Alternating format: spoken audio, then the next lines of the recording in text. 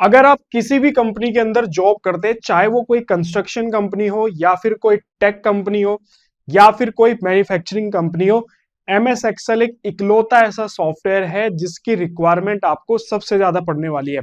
अगर आप किसी कंस्ट्रक्शन कंपनी में मान लीजिए एज ए साइट इंजीनियर काम करते हैं, एज ए बिलिंग इंजीनियर काम करते हैं, चाहे आप क्यूए क्यूसी डिपार्टमेंट में काम क्यों ना करते हो, चाहे आप प्लानिंग डिपार्टमेंट के अंदर काम क्यों ना करते हो, एमएस एक्सेल सॉफ्टवेयर इकलौता ऐसा सॉफ्टवेयर है जो सबसे ज्यादा आपको काम आने वाला है।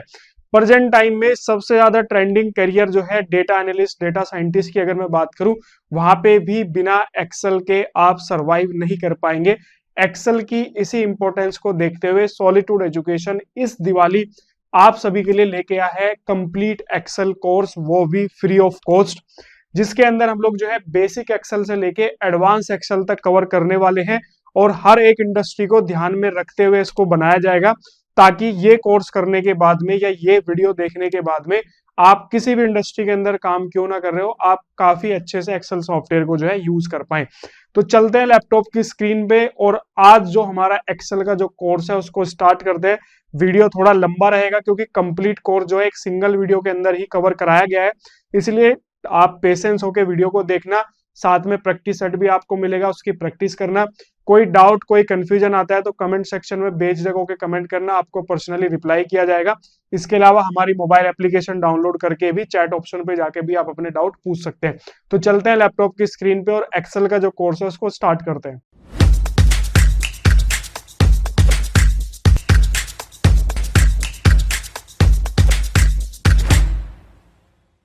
Hello everyone, welcome to day one. और डे वन के अंदर हम लोग बात करने वाले हैं एमएस एक्सेल सॉफ्टवेयर के अंदर। एक्सेल सॉफ्टवेयर के बारे में अगर मैं आपको बताऊं कि ये एक ऐसा सॉफ्टवेयर है जो कि हर एक इंडस्ट्री के अंदर यूज किया जाता है।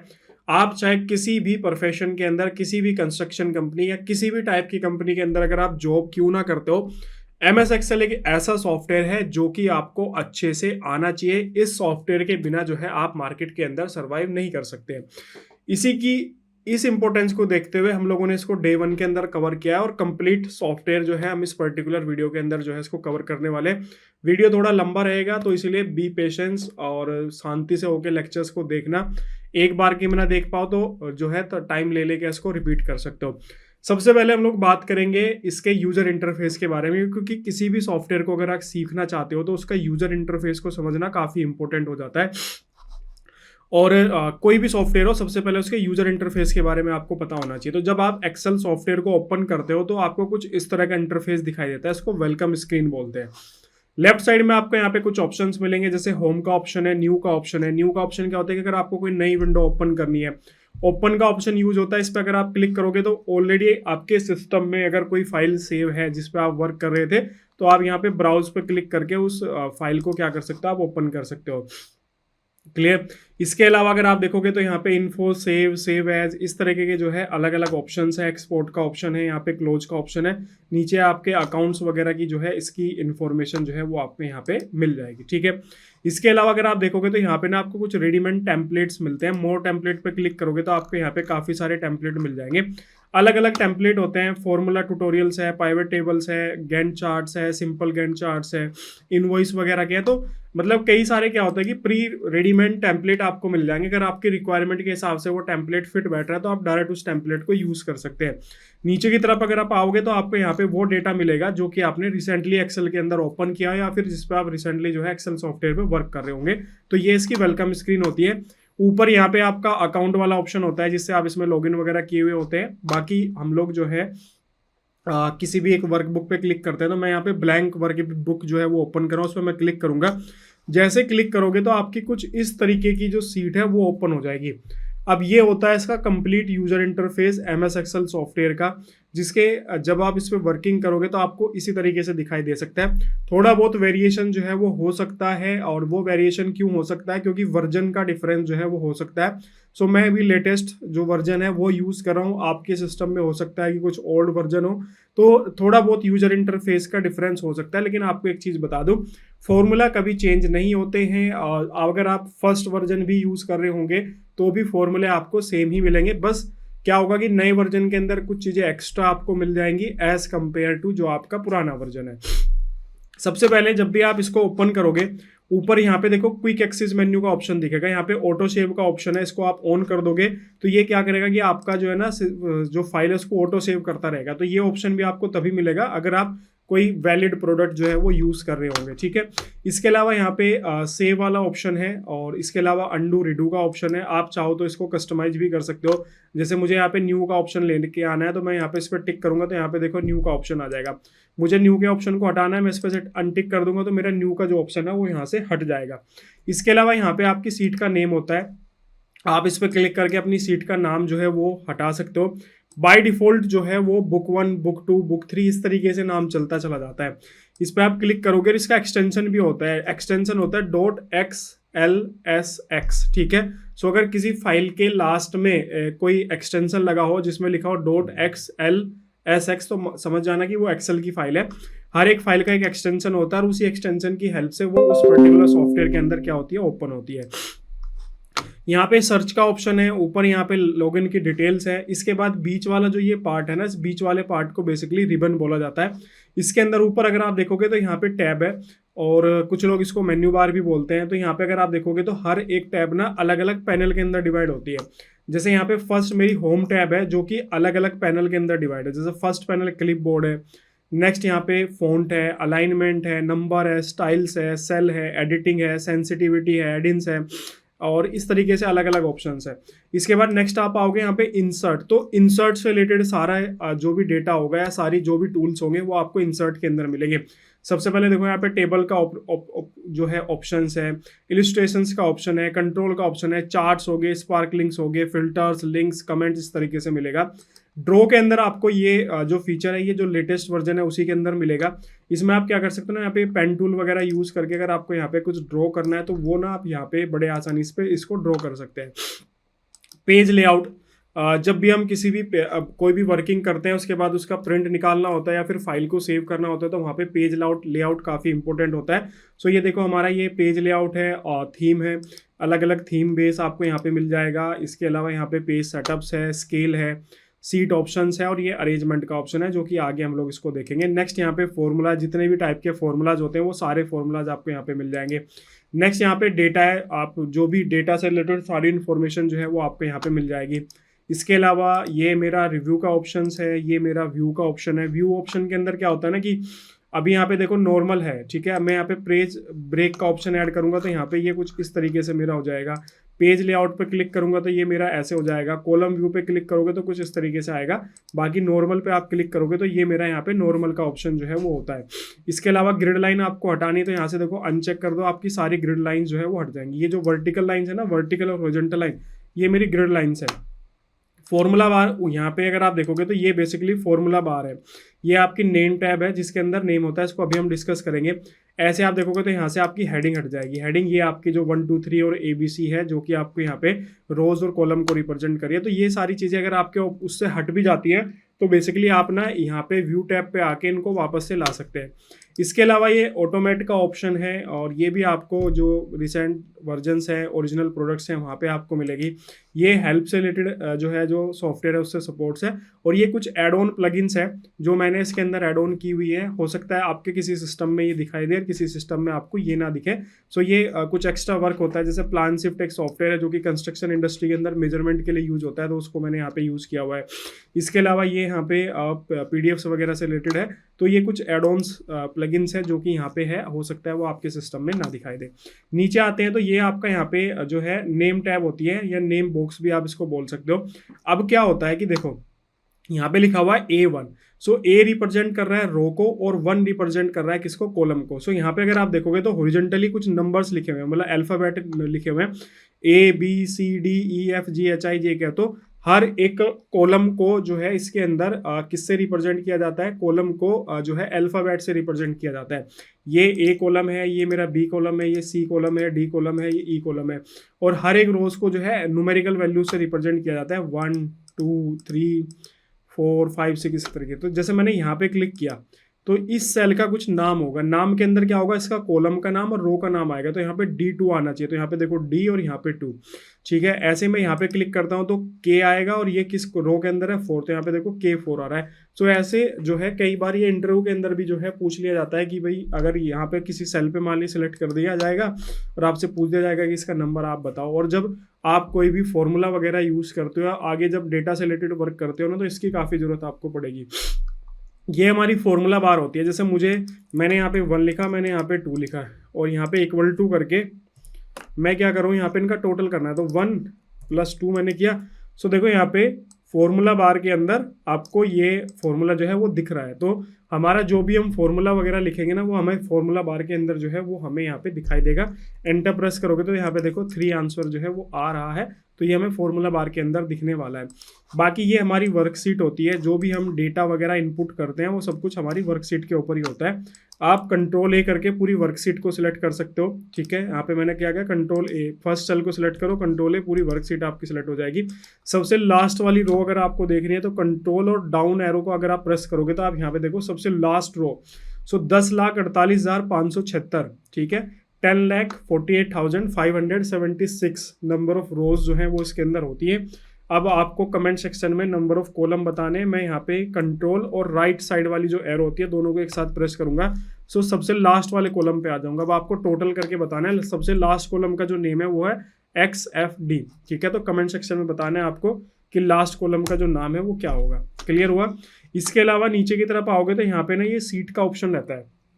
बाय डिफॉल्ट जो भी हम इस पे वर्किंग करते हैं ना, तो सीट अलग अलग सीट होती है। तो बाय डिफॉल्ट सीट 1 प्लस पे क्लिक करोगे, सीट 2 प्लस पे क्लिक करोगे, सीट 3, उसके बाद सीट 4, सीट 5, इस तरीके से अलग अलग सीट जो है वो बनती चली जाती है।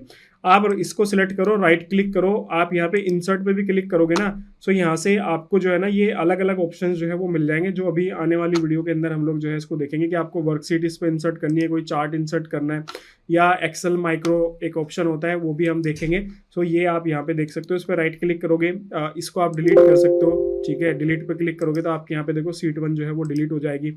इसके अलावा राइट क्लिक करोगे तो इसको रीनेम कर सकते हो। यहाँ पे देखो आप इसका नाम जो है क्लास मैं कर देता हूँ, तो यहाँ पे देखो क्लास इसका नेम हो चुका है।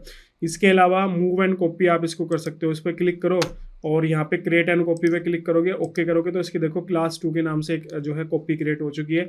ऐसे आप इसको प्रोटेक्ट कर सकते हो। यहाँ पे जो है आप इस पर पासवर्ड वगैरह लगा के, तो ये भी आगे हम लोग देखेंगे कि कैसे इसको किया जाता है। इसके अलावा लिंक करना है अगर आपको इसको अपने किसी ड्राइव में जाके या वो सब चीज़ें, तो वो भी आप यहाँ पे कर सकते हो। तो ये यूजर इंटरफेस से रिलेटेड जो है ऑप्शंस आपको यहाँ पे दिखेंगे, जो कि आपके काफ़ी काम आएंगे जब आप MS एक्सेल सॉफ्टवेयर को यूज़ करोगे काफ़ी अच्छे से। यूजर इंटरफेस वाला पार्ट हमारा कंप्लीट हो चुका है। अब इसके बाद में नेक्स्ट हम लोग जो है बेसिक एक्सेल की तरफ को बढ़ते हैं। सबसे पहले देखो एक्सेल सॉफ्टवेयर का जब यूज़ किया गया था तो एक्सेल सॉफ्टवेयर को एक डेटा एंट्री सॉफ्टवेयर की तरह यूज़ किया गया था। तो इसका आज भी मेन जो प्राइमरी पर्पज़ है वो डेटा एंट्री ही है। हम इसके अंदर अपना डेटा एंटर करते हैं और लंबे टाइम तक इलेक्ट्रॉनिक फॉर्म के अंदर या डिजिटल फॉर्म के अंदर अपने डेटा को क्या रख सकते हैं, हम लोग स्टोर कर सकते हैं। लेकिन आज के टाइम पे एक्सेल सॉफ्टवेयर का जितना यूज जो है डेटा एंट्री के लिए यूज किया जाता है, उतना ही यूज जो है इसका डेटा एनालिसिस के लिए भी इसका किया जाता है, ठीक है। सो डेटा एनालिसिस एडवांस पार्ट होता है। सबसे पहले डेटा एंट्री से हम लोग जो है स्टार्टिंग करते हैं, तो बेसिक कॉन्सेप्ट समझेंगे, उससे से आपको सारे आइडिया मिल जाएगा। यहाँ पे देखो, यहाँ पे ना एक फॉन्ट वाला ऑप्शन जो है वो बेसिकली दिया हुआ है। तो मैं कुछ भी यहाँ पे जैसे लिखता हूँ कि मैंने यहाँ पे लिखा सॉलिट्यूड एजुकेशन, ठीक है। सॉलिट्यूड एजुकेशन लिखने के बाद में बेसिक ऑपरेशन भी साथ साथ ही मैं यहाँ पे करूंगा। यहाँ पे देखो मैंने सॉलिट्यूड एजुकेशन लिखा। सॉलिट्यूड एजुकेशन लिखते के साथ ही जो एक्चुअल में मेरी सेल का साइज था वो काफी छोटा था, जो मैंने यहाँ पे नाम लिखा उस नाम के कंपेरिजन में। तो आप यहाँ पे देख पा रहे होंगे कि मेरा जो नाम है ना वो मेरी जो सेल है उससे बाहर निकल गया है। तो इस केस के अंदर क्या तरीका होता है कि यहाँ पे देखो आपका नेम जो है E और F तक चला गया, तो आप E और F के बीच में जो है माउस के कर्सर को लेके आओ। माउस के कर्सर को तब सेट करना है जब इसका देखो यहाँ पे जो इसका सिंबल है वो चेंज हो जाए। यहाँ पे देखो सिंबल चेंज हुआ।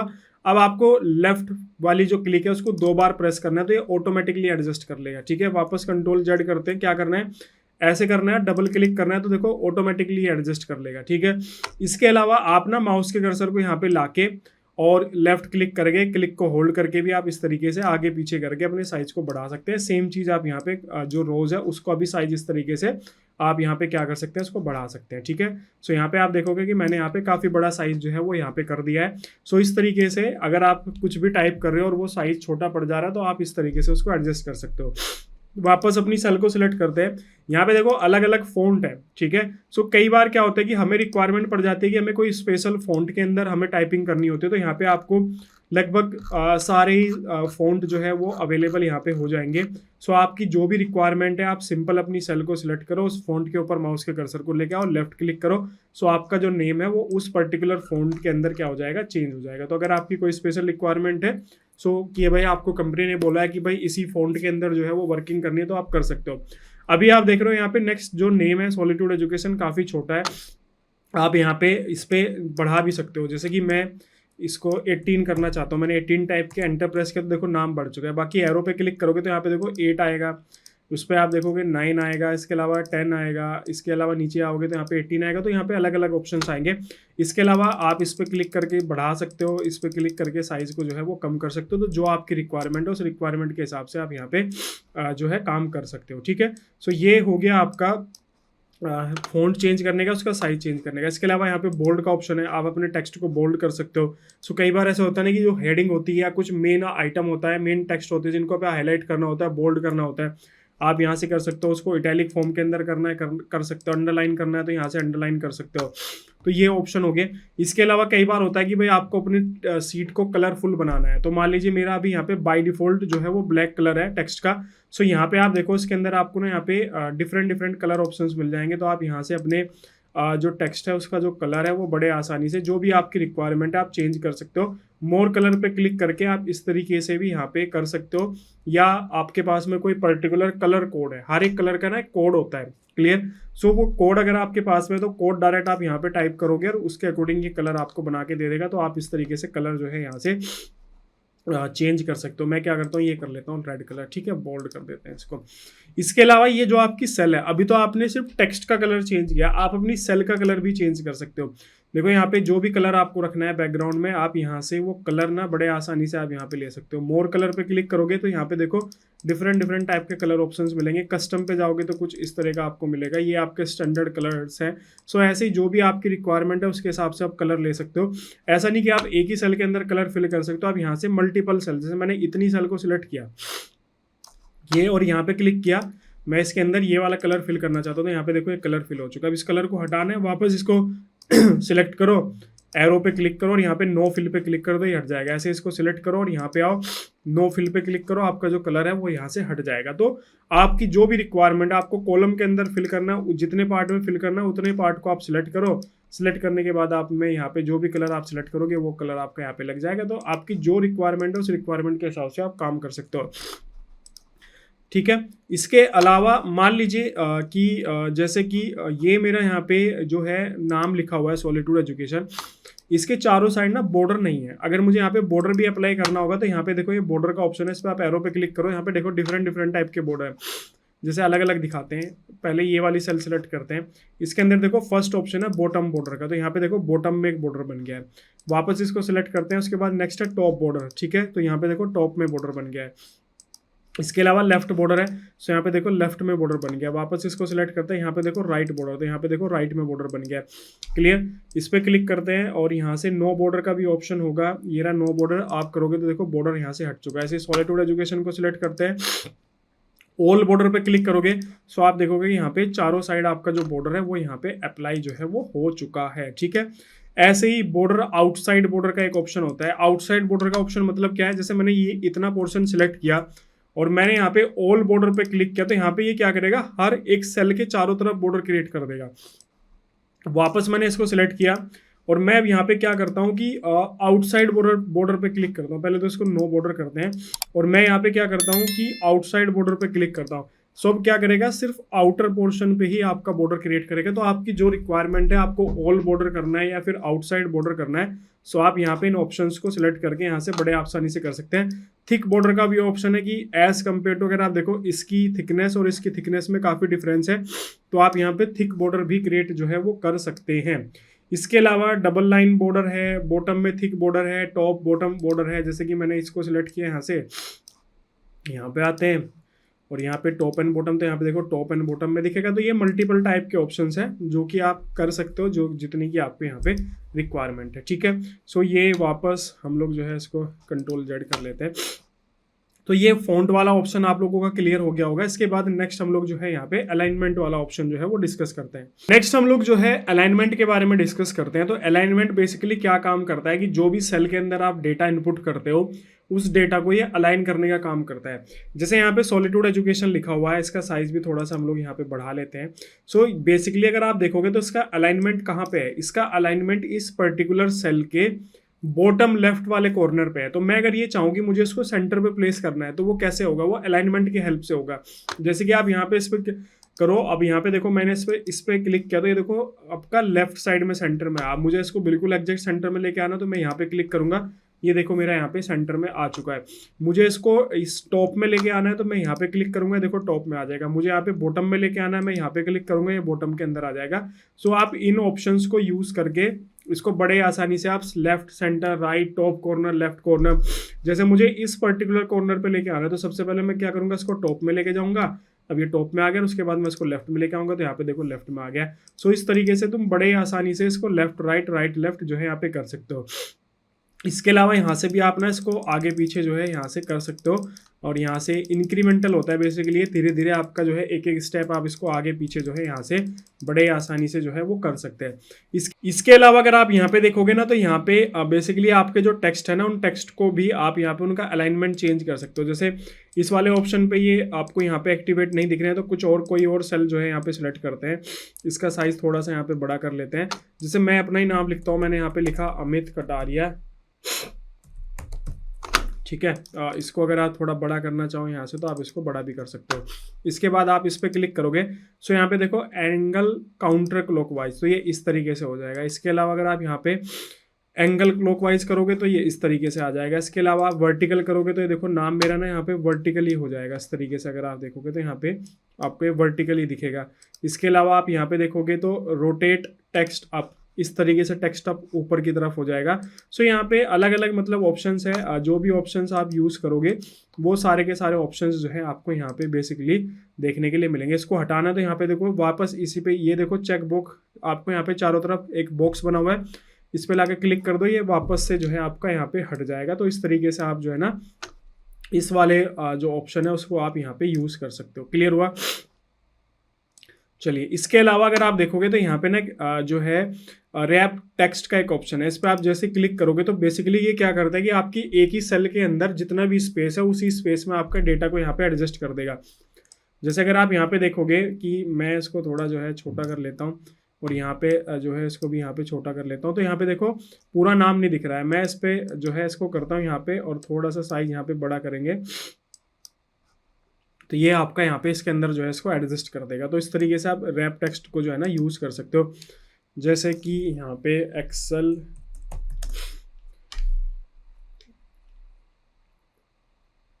सॉफ्टवेयर फ्री क्लास, ठीक है, प्रोवाइड बाय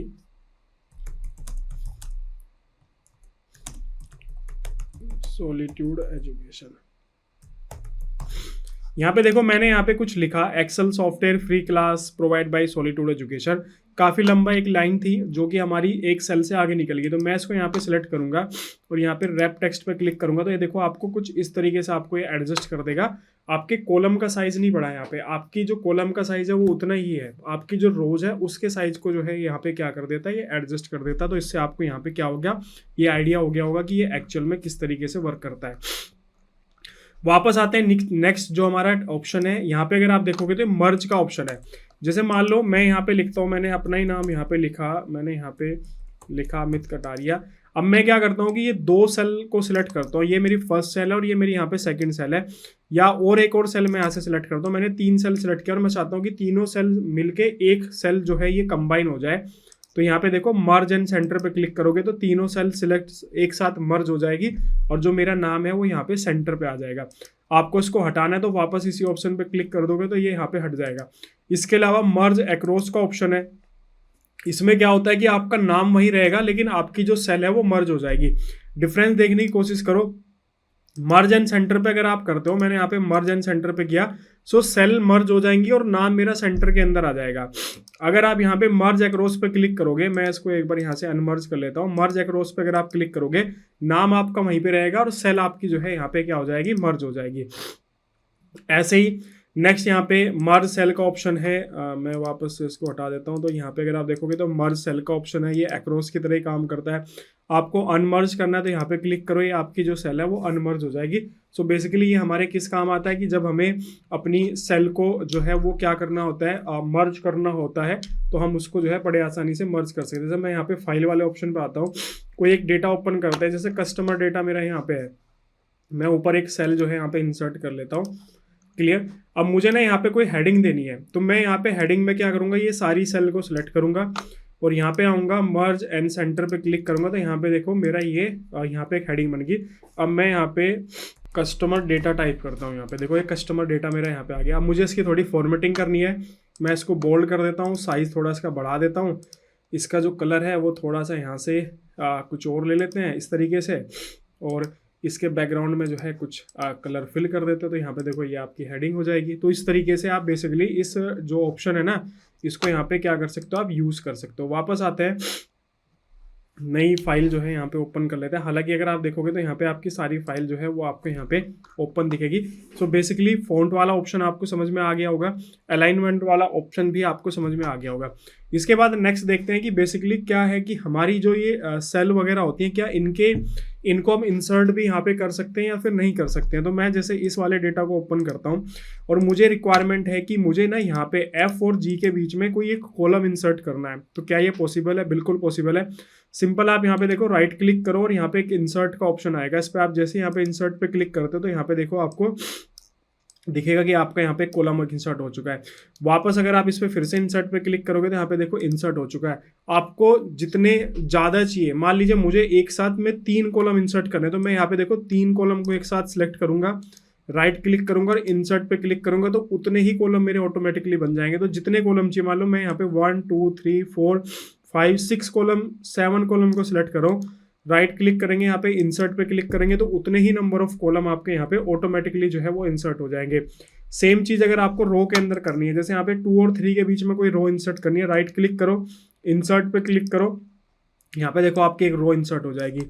ऐसे ही मान लो आपने यहाँ से इतनी रो सिलेक्ट करी और यहाँ पे राइट क्लिक करके इंसर्ट पे क्लिक करोगे, सो ऑटोमेटिकली उतनी ही रो जो है वो आपके यहाँ पे इंसर्ट हो जाएगी। तो अगर आपको सिंगल चाहिए तो सिंगल भी हो सकती है, और आपको मल्टीपल चाहिए तो आप उतनी ही मल्टीपल्स में रोज को सिलेक्ट करो और ऑटोमेटिकली आपकी जो रोज है वो ऑटोमेटिकली जो है उतनी ही यहाँ पे क्या हो जाएगी, वो सिलेक्ट हो जाएगी। तो इससे आपको आइडिया लग गया होगा कि ये जो इंसर्ट वाला ऑप्शन है ये किस तरीके से काम करता है। यहाँ पे देखो ये इंसर्ट सेल और इंसर्ट सीट वगैरह का ये सारे ऑप्शन है। हालांकि आप यहाँ पे प्लस वाले साइन पे क्लिक करके भी कर सकते हैं। यहाँ पे देखो इंसर्ट सीट जो है ऑप्शन है, इस पर आप क्लिक करोगे तो यहाँ पे देखो कि नई सीट इंसर्ट हो जाएगी। प्लस पे आप क्लिक करोगे तो भी आपकी यहाँ पे जो सीट है वो ऑटोमेटिकली यहाँ पे इंसर्ट हो जाएगी। इसके अलावा एक और मतलब टॉपिक रहता है कि भाई मैंने रोज और कॉलम जो है वो इंसर्ट कर लिया, क्या मैं डिलीट भी कर सकता हूँ? बिल्कुल आप डिलीट कर सकते हो। जैसे आपको ये जी वाली डिलीट करनी है तो आप इसको सिंपल सिलेक्ट करो, राइट क्लिक करो और यहाँ से सीधा डिलीट का ऑप्शन आता है, या आप इसको सिलेक्ट करके कीबोर्ड के अंदर जो आपका डिलीट वाला ऑप्शन होता है उसको भी अगर आप यूज़ करोगे तो भी ये हो जाएगा। हालांकि यहाँ पे नहीं हो रहा है तो आप इसको यहाँ से करके डिलीट वाले ऑप्शन पे क्लिक करोगे तो ये ऑप्शन आपका यहाँ पे देखो डिलीट हो जाएगा। राइट क्लिक करो, सिलेक्ट करो, डिलीट। यहाँ पे आओ, जैसे मुझे 3 4 5 6 7 7 तक का डिलीट करना है, मैंने इनको सिलेक्ट किया 3 4 5 6 7, राइट क्लिक करूंगा और यहाँ से डिलीट पे क्लिक करूंगा तो डिलीट हो जाएगा। ऐसे 4 5 6 7 8 को सिलेक्ट करो, राइट क्लिक करो और यहाँ से डिलीट कर दो तो यहाँ पे डिलीट हो जाएगा। कंट्रोल जेड करके मैं यहाँ पे वापस इसको जो है ले आता हूँ। तो ऐसा नहीं कि आप सिर्फ इंसर्ट कर सकते हो, आप इंसर्ट करने के बाद में उसको जो है डिलीट भी बड़े आसानी से जो है वो कर सकते हैं।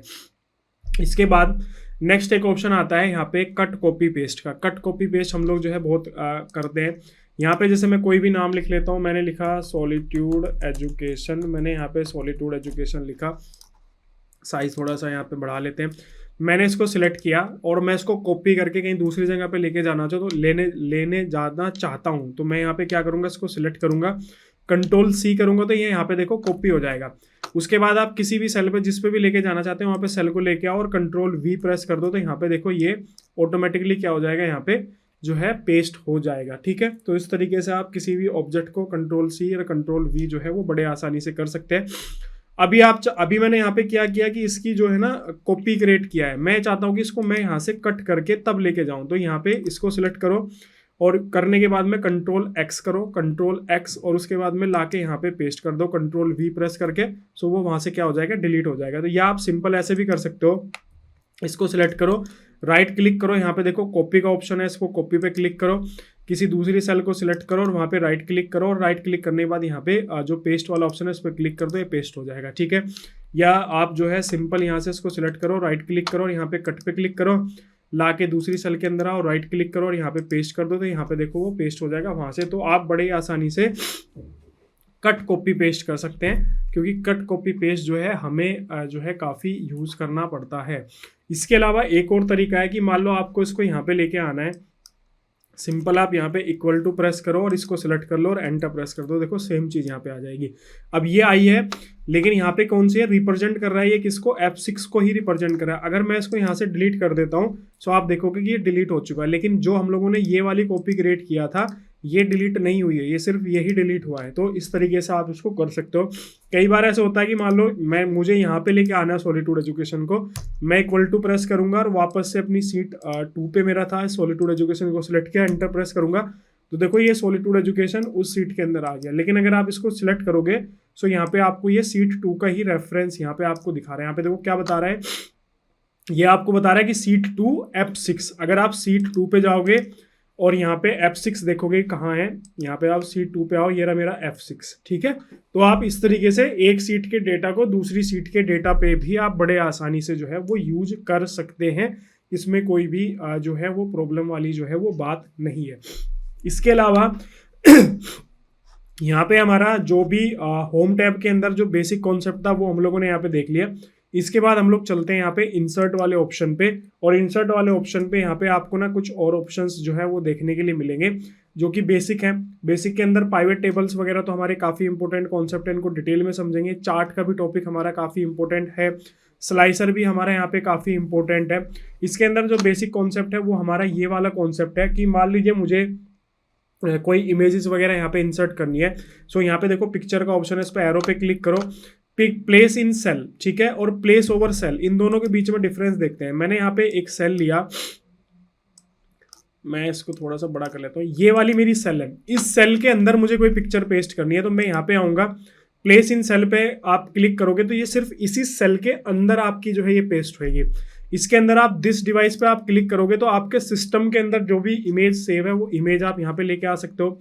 अगर आपको सिस्टम वाली नहीं चाहिए तो यहाँ पे स्टॉक इमेज का भी एक ऑप्शन है, इस पर आप क्लिक करोगे सो यहाँ पे आपको ना रेडीमेड स्टॉक इमेज यहाँ पे मिल जाएगी। जैसे मैं फर्स्ट वाली इमेज को सिलेक्ट करता हूँ, इंसर्ट पे क्लिक करता हूँ, सो यहाँ पे वो इमेज यहाँ पे देखो वो इंसर्ट हो चुकी है। कहाँ पे इंसर्ट हुई है, ये मेरी सेल के अंदर जो है इमेज यहाँ पे इंसर्ट हुई है। ठीक है, अब दूसरा ऑप्शन देखते हैं। अब मैं इसको ना हटाने की कोशिश कर रहा हूँ या इधर उधर ड्रैग एंड ड्रॉप करने की कोशिश कर रहा हूँ, तो ये हो नहीं रही है। अब वापस आते हैं, दूसरी सेल को सिलेक्ट करते हैं, पिक्चर वाले ऑप्शंस पे आते हैं, प्लेस ओवर सेल पे करते हैं और स्टॉक इमेज पे चलते हैं। स्टॉक इमेज पे आने के बाद इसी ऑप्शन को सिलेक्ट करते हैं, इंसर्ट पे क्लिक करते हैं, तो यहाँ पे हमारी जो इमेज है ना वो देखो इंसर्ट हो चुकी है, और ये इमेज ना सेल के ऊपर हुई है। तो हम इसको इस तरीके से ड्रैग एंड ड्रॉप कर सकते हैं, इसकी पोजीशन से इसके साइज को एडजस्ट कर सकते हैं। यहाँ पे आप देखो, आपको लेंथ बढ़ानी है, इसकी विड्थ बढ़ानी है, यहाँ से कॉर्नर से पिक करके आप इस तरीके से कर सकते हो। सो आप बेसिकली ना इसको इस तरीके से ड्रैग एंड ड्रॉप जो है वो बड़े आसानी से कर सकते हो। तो दोनों के बीच में डिफरेंस आपको पता चल गया। प्लेस ओवर सेल और प्लेस इन सेल के ऑप्शन में आपको कोई डिफरेंस नहीं होना चाहिए। इस तरीके से आप यहाँ पे इमेजेस जो हैं वो क्या कर सकते हैं, इंसर्ट कर सकते हैं। वापस इंसर्ट पे आते हैं, 3D मॉडल का भी ऑप्शन होता है, इस पर क्लिक करोगे, दिस डिवाइस मतलब आपके सिस्टम के अंदर अगर कोई 3D मॉडल है वो आप यहाँ पे इंपोर्ट कर सकते हैं। इस पे आप क्लिक करके स्टॉक 3D मॉडल्स, मतलब इस पे आप क्लिक करो। सो बेसिकली कुछ 3D मॉडल्स यहाँ पे देखो, काफ़ी सारे 3D मॉडल्स जो हैं वो एनिमेटेड, क्लॉथ से रिलेटेड, फर्नीचर से रिलेटेड, यहाँ पे आपके इंडस्ट्री से रिलेटेड, व्यू ऑल पे क्लिक करोगे। सो यहाँ पे देखो कुछ इंडस्ट्रियल ऑप्शन है, जैसे मैंने ये यहाँ से सिलेक्ट किया, इंसर्ट पे मैं क्लिक करूँगा तो मेरा यहाँ पे बेसिकली ये ऑप्शन देखो यहाँ पे आ चुका है। साइज वगैरह आप इसका बड़ा करना चाहो तो यहाँ से आप इसको ना बड़ा कर सकते हो साइज, ठीक है। जब आपका ये वाला सिंबल आए ना इस तरीके से, माउस के कर्सर को देखो और लेफ्ट क्लिक करके इसको आप इस तरीके से ड्रैग एंड ड्रॉप कर सकते हो। ये आपके एरो ना बेसिकली 3D रोटेशंस के लिए, कि आप इसका ना इस तरीके से 3D रोटेशन जो है वो कर सकते हो। इस तरीके से आप यहाँ पे इस पर क्लिक करोगे, हॉरिजॉन्टली रोटेट करना है तो हॉरिजॉन्टली क्लिक करो, वर्टिकली करना है तो वर्टिकली रोटेशन करो। तो आप इस तरीके के 3D मॉडल्स जो है वो कर सकते हो। काफ़ी सारे 3D मॉडल्स आपको यहाँ पे मिल जाएंगे स्टॉक इमेजेस के अंदर। अगर आप जाओगे यहाँ पे देखो, ये ह्यूमन से रिलेटेड हैं, ये सारे हमारे ऑर्गन्स वगैरह आपको यहाँ पे दिखेंगे।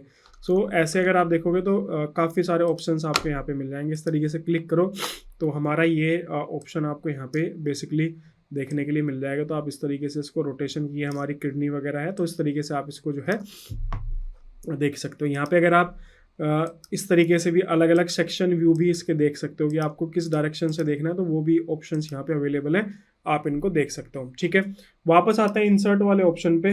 इसके बाद नेक्स्ट ऑप्शन डिस्कस करते हैं, और नेक्स्ट ऑप्शन के अंदर यहाँ पे आता है शेप का ऑप्शन। ठीक है, यहाँ पे देखो लाइन वगैरह होती है, आप बेसिकली इसको अपने अकॉर्डिंग बना सकते हो। जैसे मान लीजिए यहाँ पे आते हैं और कुछ एक साइज ले लेते हैं इस तरीके से, पर्टिकुलर किसी सेल का साइज बड़ा कर लेते हैं। यहाँ पे आते हैं शेप के अंदर। सो यहाँ पे देखो जैसे एक रेक्टेंगल का ऑप्शन है, तो आप इस तरीके से यहाँ पे एक रेक्टेंगल जो है बना सकते हैं। ये भी आपका जो है सेल के ऊपर ही प्लेस होता है। इस पर आप यहाँ पे देखो अलग अलग आपको ऑप्शंस मिलेंगे कि आपको इस टाइप का चाहिए या फिर आपको इस टाइप का चाहिए, तो आप यहाँ से इसकी फॉर्मेटिंग जो है वो बड़े आसानी से कर सकते हैं। सेव फिल के अंदर आपको यहाँ पे जो भी कलर फिल करना है आप इसके अंदर वो कलर फिल कर सकते हैं। इसकी आपको आउटलाइन क्रिएट करनी है ब्लैक वाली, तो यहाँ पे ब्लैक आउटलाइन कलर फिल हो जाएगी। उस आउटलाइन की थिकनेस आपको बढ़ानी है तो वो बड़े आसानी से आप यहाँ पे थिकनेस वगैरह इसकी बढ़ा सकते हैं। ठीक है, इसको वापस हटाते हैं, इंसर्ट वाले ऑप्शन पे आते हैं, शेप के अंदर आते हैं। यहाँ से आप ना लाइन भी ले सकते हो कि मान लीजिए आप कोई लाइन लेके आप कुछ बनाना चाह रहे हो। जैसे यहाँ से मैंने एक लाइन लिया ऐसे, ठीक है, उसके बाद में Ctrl+C Ctrl+V किया, इसको दूसरी को यहाँ इसको सिलेक्ट किया, ला के मैंने यहाँ पे प्लेस किया इस तरीके से, मैंने यहाँ पे इसको प्लेस कर दिया इस तरीके से। तो ऐसे मतलब जो भी आपकी शेप की रिक्वायरमेंट है वो शेप जो है यहाँ पे बेसिकली बना सकते हैं। जो भी आपकी रिक्वायरमेंट, आपको कोई एरो दिखाना है तो आप यहाँ से इस तरीके से एरो दिखा सकते हैं। अब इस एरो को भी चेंज कर सकते हो आप। यहाँ पे देखो कलर चेंज करना है, कलर यहाँ से कर सकते हो। इसके अलावा ये सारे अलग अलग टाइप के एरो आपको दिखेंगे कि आपको किस टाइप का एरो जो है वो दिखाना है। यहाँ पे इसके इफेक्ट्स वगैरह के ऑप्शंस होते हैं। तो ऐसे आपको इसका लाइन वेट वगैरह बढ़ाना है तो आप यहाँ पे देखो इस तरीके से लाइन वेट वगैरह बढ़ जाएगा। सो ये आपका यहाँ पे एरो वाला ऑप्शन है। वापस इंसर्ट पे आओगे, शेप के अंदर आओगे तो यहाँ पे देखो डिफरेंट डिफरेंट टाइप के शेप, आपको ये इस टाइप की शेप आपको यहाँ पे मिल जाएगी। इसके अलावा वापस आप इंसर्ट पे आओगे तो यहाँ पे आपको इस टाइप के जो है ये एरो वगैरह आपको अपने डेटा के अंदर दिखाने तो आपको यहाँ पे दिख जाएंगे। तो ये सारे ऑप्शंस आपको यहाँ पे मिल जाएंगे। आपको जो भी आपकी रिक्वायरमेंट है, आपको यहाँ पे प्लस का साइन लगाना है तो यहाँ पे देखो ये प्लस का साइन आ जाएगा। सो बेसिकली आपकी जो रिक्वायरमेंट है उस रिक्वायरमेंट के हिसाब से आप यहाँ पे इंसर्ट कर सकते हो। सेम चीज़ आप यहाँ पे आइकन पे क्लिक करोगे तो यहाँ पे कुछ डिफरेंट डिफरेंट टाइप के ये आइकन्स आपको यहाँ पे मिल जाएंगे।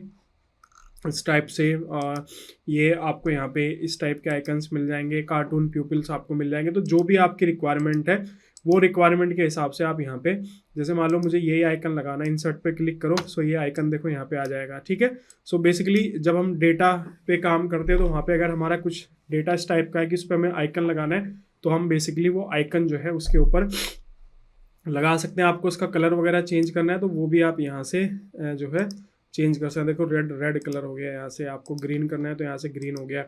इसकी आउटलाइन करनी है ब्लैक में तो आउटलाइन हो जाएगी। तो ऐसे मल्टीपल ऑप्शंस आपको मिलेंगे। इस टाइप का रखना है, आपको इस टाइप का रखना है, तो जो भी आपकी रिक्वायरमेंट है वो आप यहाँ पे इंसर्ट वाले ऑप्शन को यूज़ करके जो है कर सकते हो।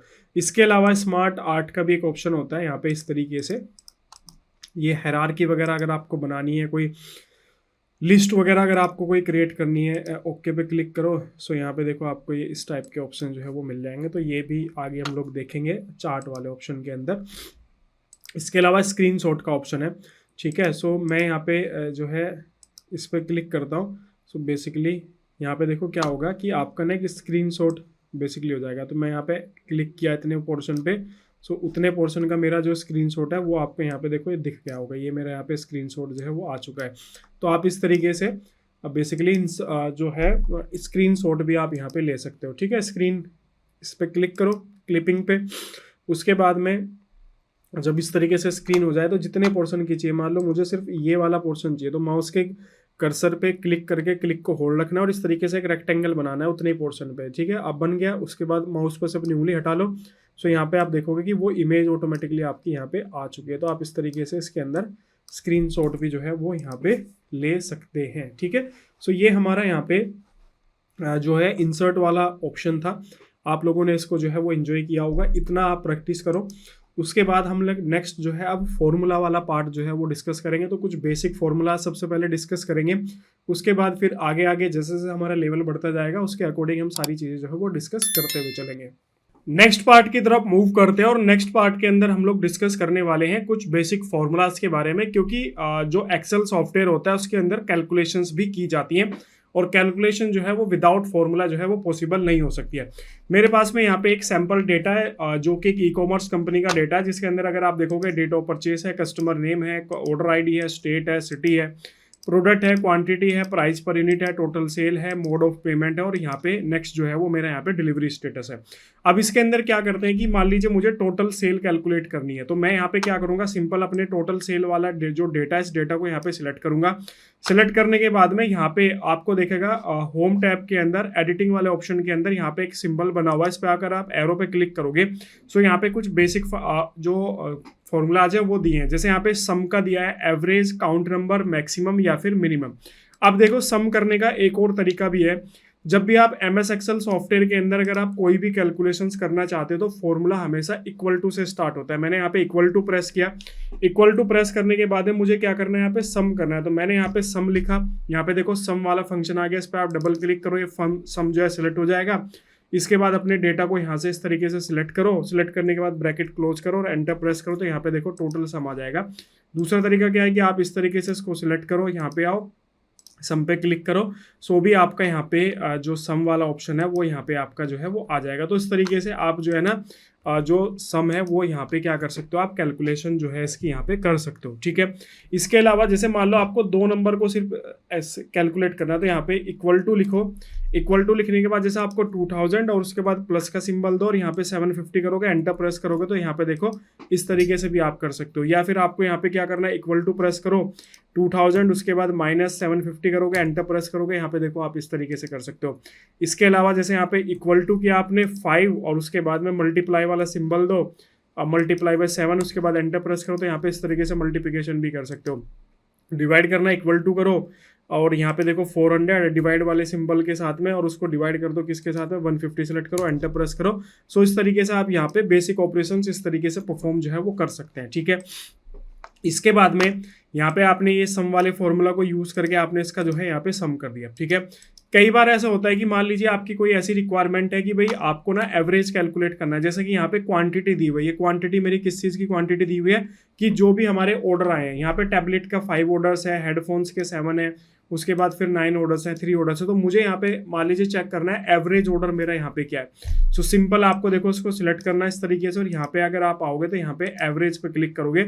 सो आपका जो एवरेज ऑर्डर है वो 7.58 है, ठीक है। एवरेज कैसे कैलकुलेट होता है वो मैं आपको नहीं बताने वाला हूँ, आपको जो है इतनी जानकारी जो है वो होनी चाहिए, बेसिक मैथमेटिक्स है। या आप देखो डायरेक्ट भी आप कर सकते हो। मान लो आपको 5 और 7 का एवरेज कैलकुलेट करना है, तो आप यहाँ पे सिंपल देखो, यहाँ पे आप इक्वल टू लिखो, एक ब्रैकेट स्टार्ट करो और 5 उसके बाद 7 और 9 भी चलो उसके अंदर ऐड कर लेते हैं।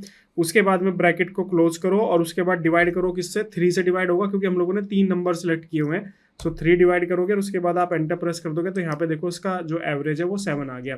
सो इस तरीके से अगर आप देखोगे तो यहाँ पे अगर आप वैसे भी टोटल करोगे ना तो 7 और 9 कितना हुआ, 16 और 16 5 21 और 21 को 3 से डिवाइड करोगे तो कितना आ जाएगा, 7। सो ये बेसिकली क्या है कि आपके ऊपर है कि आप फॉर्मूला वगैरह जो है वो किस तरीके से अप्लाई करो। आप इक्वल टू एवरेज यहाँ पे लिखोगे ए, यहाँ पे देखो ये एवरेज का फॉर्मूला आ गया। इसके बाद में आप यहाँ पे जो है ना सारे के सारे नंबर्स इस तरीके से यहाँ से जो है वो सिलेक्ट कर लीजिए, ब्रैकेट क्लोज करिए, एंटर प्रेस करोगे।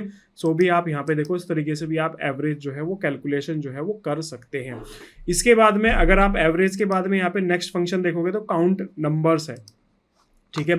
अगर आपको मान लीजिए काउंटिंग करनी है तो भी आप यहाँ पे जो है बड़े आसानी से कर सकते हैं। इसको सिलेक्ट करो और यहाँ पे आओ और यहाँ पे आप देखो काउंट नंबर पे क्लिक करोगे तो टोटल 24। अगर आप यहाँ पे काउंटिंग भी करोगे 1 2 3 4 5 6 7 8 9 10 11 12 13 14, 15, 16, 17, 18, 19, 20, 21, 22, 23 और 24। तो यहाँ पे देखो टोटल आपके कितने आ रखे हैं यहाँ पे 24।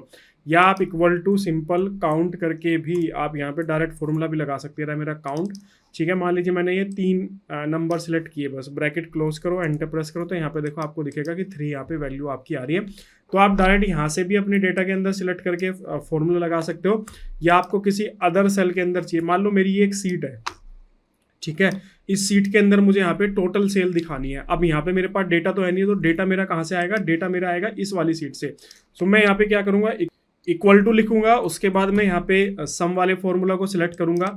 सिलेक्ट करने के बाद में डेटा मेरा पास कहाँ पे है, डेटा है मेरा C2 के अंदर। मैं C2 के अंदर जाऊंगा, यहाँ पे अपना जो डेटा है टोटल सेल वालों को यहाँ पे सिलेक्ट करो।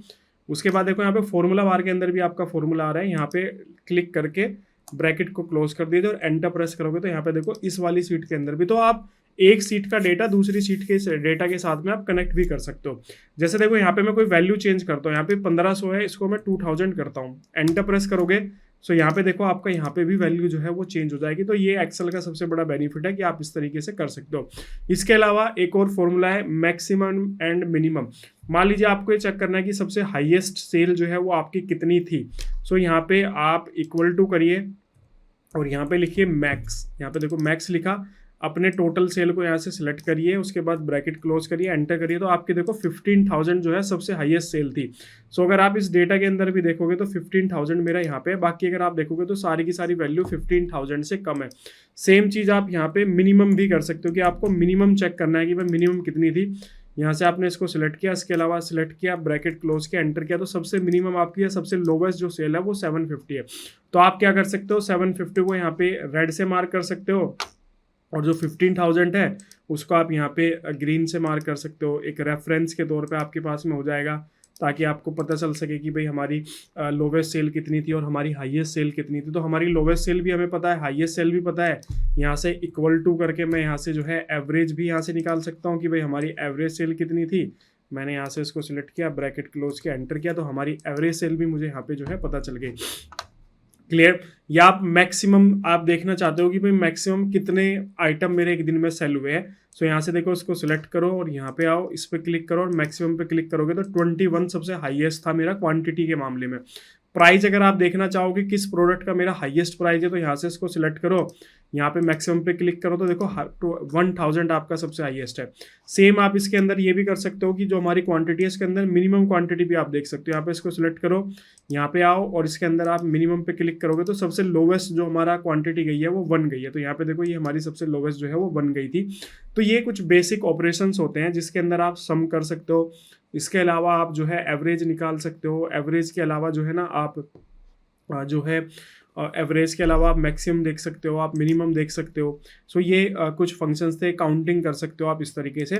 बाकी मैंने आपको बताया कि आप डायरेक्ट भी कैलकुलेशंस जो हैं वो कर सकते हैं। क्लियर हुआ। अब जैसे आपको मान लीजिए परसेंटेज निकालना है तो आप यहाँ पे बेसिकली डायरेक्ट फॉर्मूला भी लगा सकते हैं। तो डायरेक्ट फॉर्मूला के लिए जैसे कि आपका ये 2000 उसको डिवाइड कर दिया मैंने 750 से और इसको मल्टीप्लाई कर दीजिए किसके साथ में, 100 के साथ में, तो आपकी परसेंटेज कैलकुलेट हो जाएगा। एंटर प्रेस करोगे तो यहाँ पे देखो आपका 266.66% आपकी यहाँ पे वैल्यू आई है। या आप इसका अपोजिट भी कर सकते हो, इक्वल टू आपने 750 को डिवाइडेड किया आपका 2000 से और इसको आप जो है ना, या तो आप यहाँ पे ब्रैकेट भी आप ले सकते हो कि आप यहाँ पे इसको इस तरीके से ब्रैकेट में इसको कर लीजिए, उसके बाद डिवाइड करिए और डिवाइड कितने से करना है यहाँ पे, सॉरी मल्टीप्लाई कितने से करना है, परसेंटेज हम लोग निकाल रहे हैं 100 से। उसके बाद में एंटर प्रेस कर दीजिए, यहाँ पे देखो 37.5% आपका जो है यहाँ पे आ जाएगा। तो आप ऐसा नहीं है कि आप जो है यहाँ पे जो फॉर्मूले आपको दिख रहे हैं वही कर सकते हो, आप जो है डायरेक्ट फॉर्मूलाज भी जो है वो अप्लाई करके जो है ये कैलकुलेशंस जो है इसके अंदर आप परफॉर्म जो है वो कर सकते हैं। इसके अलावा एक फॉर्मूला होता है हमारा राउंड का फॉर्मूला। मान लो जैसे मैंने यहाँ पे इक्वल टू लिखा और 2000 को डिवाइडेड किया 750 से और एंटर प्रेस किया। सो यहाँ पे आपको दिखेगा कि 2.66666, तो काफ़ी लंबी वैल्यू आ रही है, लेकिन मैं इसको रेस्ट्रिक्ट करना चाहता हूँ। जैसे कि मैं चाहता हूँ कि ये ना पॉइंट के बाद कोई भी डेसिमल वैल्यू यहाँ पे ना आए। सो मैं यहाँ पे क्या करूँगा, इक्वल टू राउंड का फॉर्मूला लगाऊंगा। मैंने यहाँ पे डबल क्लिक करके इसको सिलेक्ट किया, 2000 को डिवाइड किया 65 से और उसके बाद में कोमा देने के बाद में जीरो लिखा। जीरो लिखने के बाद एंटर प्रेस मैं यहाँ पे करूँगा तो यहाँ पे देखो 3 आ जाएगा। जीरो मैंने क्यों लिया, क्योंकि मुझे डेसिमल पे कोई भी वैल्यू नहीं चाहिए थी, मुझे अपनी वैल्यू को क्या करना था, मुझे राउंड करना था, इसलिए मैंने वहाँ पे जो है जीरो लिखा। अब मेरी रिक्वायरमेंट बदल गई है, मान लीजिए कि मुझे 2 डेसिमल प्लेस तक वैल्यू चाहिए, तो मैंने यहाँ पे 2000 को डिवाइड किया 750 के साथ में और कोमा देने के बाद में 2 डेसिमल प्लेस तक वैल्यू चाहिए, तो इसलिए मैंने 2 लिखा। एंटर प्रेस करोगे तो यहाँ पे देखो 2.67 आ गया आपका। ऐसे आप 2 को बदल के यहाँ पे 3 कर दीजिए, एंटर प्रेस करोगे तो 3 तक आपकी वैल्यू आएगी। आप इसको जो है 4 तक कर दीजिए तो आपकी वैल्यू यहाँ पे 4 आएगी। तो आप इस तरीके से राउंड वाले फंक्शन को यूज़ करके भी अपनी कैलकुलेशंस को अपनी रिक्वायरमेंट के हिसाब से जो है क्या कर सकते हो, आप मॉडिफाई जो है वो कर सकते हैं। तो इतना आपको क्लियर हो गया होगा कि ये सारी चीज़ें आपको किस तरीके से जो है परफॉर्म करनी है। ये बेसिक फॉर्मूलाज वाला फंक्शन जो है हमारा यहाँ पे कंप्लीट हुआ। अब हम लोग जो है नेक्स्ट एक और टूल के बारे में डिस्कस करेंगे जिसका नाम है फिल्टर। क्या होता है कि जब हमारे पास में बड़े स्केल में डेटा होता है, जैसे हमें ये सीट है, मैं इस सीट का छोटा वर्जन मैंने यहाँ पे ओपन किया हुआ था, ये फुल सीट मैंने यहाँ पे ओपन किया, तो यहाँ पे देखो काफ़ी बड़ा ये डेटा है, ठीक है। अब इसके अंदर मुझे क्या करना है कि मुझे इसके अंदर फिल्टर अप्लाई करके इसको मैं डेटा को अपने एनालिसिस कर सकता हूँ। कैसे कर सकता हूँ, मैंने यहाँ पे कॉर्नर को सिलेक्ट किया, कंट्रोल ए मैंने यहाँ पे प्रेस किया। जैसे ही मैं कंट्रोल ए प्रेस करूंगा तो मेरा जो कंप्लीट डेटा है वो सिलेक्ट हो जाएगा। क्या करना है आपको, यहाँ पे फर्स्ट जो कॉर्नर है या फर्स्ट जो सेल है डेटा की उसको सिलेक्ट करो, उसके बाद में कंट्रोल ए प्रेस करो, आपका कंप्लीट डेटा जो है वो सिलेक्ट हो जाएगा। इसके बाद में यहाँ पे देखो आपको या तो आप डेटा के अंदर जाके भी यहाँ पे फिल्टर अप्लाई कर सकते हैं या फिर आप होम टैब के अंदर भी यहाँ पे आपको देखो ये फिल्टर वाला ऑप्शन मिल जाएगा। तो मैं डेटा के अंदर जाता हूँ, यहाँ पे हमारे फिल्टर का ऑप्शन है, इस पर क्लिक करूंगा। जैसे ही मैं इस पर क्लिक करूंगा तो यहाँ पे देखो आपको ना ऊपर ये ड्रॉप डाउन मेन्यू के आपको ऑप्शन जो है वो एक्टिवेट हो जाएंगे, मतलब हमारा जो डेटा है ना वो यहाँ पे इसके अंदर फिल्टर जो है वो अप्लाई हो चुका है। अब क्या बेनिफिट है इस चीज़ का वो देखते हैं यहाँ पे। जैसे मान लीजिए मुझे जो है मेरा यहाँ पे डेटा है, डेट वाइज डेटा है, तो मुझे यहाँ पे किसी स्पेसिफिक मंथ का डेटा देखना है, तो मैं यहाँ पे देखो एरो पे क्लिक करूंगा। आप यहाँ पे देखोगे कि आपको ना सारे मंथ मिल जाएंगे, क्योंकि मेरा डेटा एक ही ईयर का है, तो यहाँ पे मंथ वाइज मैं एनालिसिस कर सकता हूँ। कई बार क्या होता है कि हमारे पास ईयर वाइज डेटा होता है, सो आपको किसी स्पेसिफिक ईयर का डेटा देखना है तो आप वहाँ पे ईयर सेलेक्ट करोगे। मैं यहाँ पे क्या करता हूँ, इसको अनचेक करता हूँ। अनचेक करने के बाद मान लो मुझे सिर्फ जनवरी का डेटा देखना, तो मैं यहाँ पे जनवरी को सिलेक्ट करूंगा, उसके बाद ओके प्रेस करूंगा। सो ये जो भी आपको डेटा दिख रहा है ना, ये सारा का सारा जो डेटा है हमारा जनवरी मंथ का डेटा है। यहाँ पे डेट में भी आप देख सकते हो कि ये जो फर्स्ट ऑप्शन आ रहा है ना डेट का, ये मंथ है, उसके बाद डेट है, उसके बाद ईयर है। तो यहाँ पे देखो सारा डेटा हमारा जनवरी मंथ का डेटा है। अब इसको आप और डिटेल में जो है एनालिसिस कर सकते हो कि जनवरी मंथ तो है, लेकिन जनवरी मंथ के अंदर मैं कोई कुछ स्पेसिफिक सिटी का डेटा देखना चाहता हूं, तो यहाँ पे देखो स्टेट के अंदर आओ या सिटी देख सकते हो या स्टेट। तो मैं स्टेट पे क्लिक करता हूँ। स्टेट के अंदर मैं यहाँ पे क्या चाहता हूँ कि भाई मैं सिर्फ उत्तर प्रदेश का डेटा देखना चाहता हूँ, मैं ओके पे क्लिक करूंगा। सो अब आपका देखो जनवरी मंथ के अंदर उत्तर प्रदेश का डेटा आपको यहाँ पे जो है वो दिख रहा है। अब इसके अंदर आप और भी ज़्यादा कर सकते हो कि भाई मान लो मुझे जो है सिर्फ डेटा वो देखना है जो आइटम मेरा डिलीवर्ड हुआ है, ठीक है, सक्सेसफुली डिलीवर्ड हुआ। तो यहाँ पे एरो पे क्लिक करो तो यहाँ पे देखो डिलीवर्ड और रिटर्न का ऑप्शन है। सो मैं यहाँ पे सिर्फ डिलीवर्ड वाले ऑप्शन को चेक मार्क करूंगा, ओके पे क्लिक करूंगा। सो यहाँ पे देखो और स्पेसिफिक मेरा डेटा जो है वो यहाँ पे ऐड ऑन हो चुका है। इसके अंदर आप और डिटेल में करना चाहो तो यहाँ पे देखो बेसिकली क्या करोगे, यहाँ पे आओ। अब यहाँ से आप मान लीजिए मैं सिर्फ इलेक्ट्रॉनिक्स, वैसे तो सारे इलेक्ट्रॉनिक्स आइटम है ये, सो मैं क्या करता हूँ कि भाई मैं यहाँ पे लैपटॉप और प्रिंटर का डेटा सिर्फ देखना चाहता हूँ। ओके पे क्लिक करोगे तो अब आपका जो डेटा है सिर्फ लैपटॉप और प्रिंटर का ही डेटा है। क्लियर, तो इतनी डिटेल में आप काम कर सकते हो। अब इसको आपको हटाना है, सो यहाँ पे देखो क्लियर का ऑप्शन है, डेटा के अंदर जाओगे, फिल्टर के बराबर में क्लियर का ऑप्शन है, क्लियर क्लिक करोगे तो आपका डेटा यहाँ से क्लियर हो जाएगा। नेक्स्ट आप यहाँ पे कर सकते हो, जैसे मैंने 2023 को अनचेक किया, आप 2 मंथ का या 3 मंथ्स का आप देखना चाहते हो, तो यहाँ पे मैंने जनवरी, फरवरी और मार्च सेलेक्ट किया। उसके बाद ओके पे क्लिक करोगे तो जनवरी, फरवरी और मार्च का डेटा आपको यहाँ पे दिखेगा। इसके अलावा यहाँ पे डिलीवरी स्टेटस के अंदर अगर आप आओगे तो मैं यहाँ पे देखना चाहता हूँ कि भाई कितने प्रोडक्ट मेरे कैंसिल हुए, तो मैं यहाँ पे कैंसिल को सिलेक्ट करूंगा, बाकी को अनचेक कर दूंगा, ओके पे क्लिक करूंगा। तो यहाँ पे देखो 3 मंथ्स के अंदर मेरे सिर्फ 2 ही बार जो है यहाँ पे प्रोडक्ट जो है वो क्या हुआ, यहाँ पे कैंसिल हुए हैं। इसको हटाते हैं, सिलेक्ट ऑल पे क्लिक करते हैं, वापस ओके पे क्लिक करते हैं तो कंप्लीट डेटा यहाँ पे आ जाएगा। इसके अलावा यहाँ पे स्टेट का अगर आप देखना चाहो कि भाई मैं साउथ इंडियन की स्टेट्स देखना चाहता हूँ, सो उत्तर प्रदेश को हटा देते हैं, वेस्ट बंगाल को हटा देते हैं, तो हमारे यहाँ पे कर्नाटका, महाराष्ट्र और तमिलनाडु को रखने देते हैं, ओके करते हैं, तो इस तरीके से आपको यहाँ पे जो है इस तरीके से दिख जाएगा। सो बेसिकली क्लियर हो गया आपको फिल्टर ऑप्शन को जो है वो किस तरीके से जो है यूज़ किया जाता है और क्या इसका जो है बेनिफिट है। बड़े स्केल के डेटा को हम बहुत ही शॉर्ट टर्म के अंदर जो है बड़े आसानी से जो है क्या कर सकते हैं, एनालिसिस कर सकते हैं। तो ये इसका सबसे बड़ा बेनिफिट है। क्लियर पे क्लिक करोगे तो आपका जो डेटा है वो ओरिजिनल डेटा में कन्वर्ट हो जाएगा। अब आपको इसको हटाना है तो यहाँ पे फिल्टर पे अनचेक कर दो, हट जाएगा। अब देखो मैंने उसको अनचेक किया, ये मेरा डेटा यहाँ से हट गया।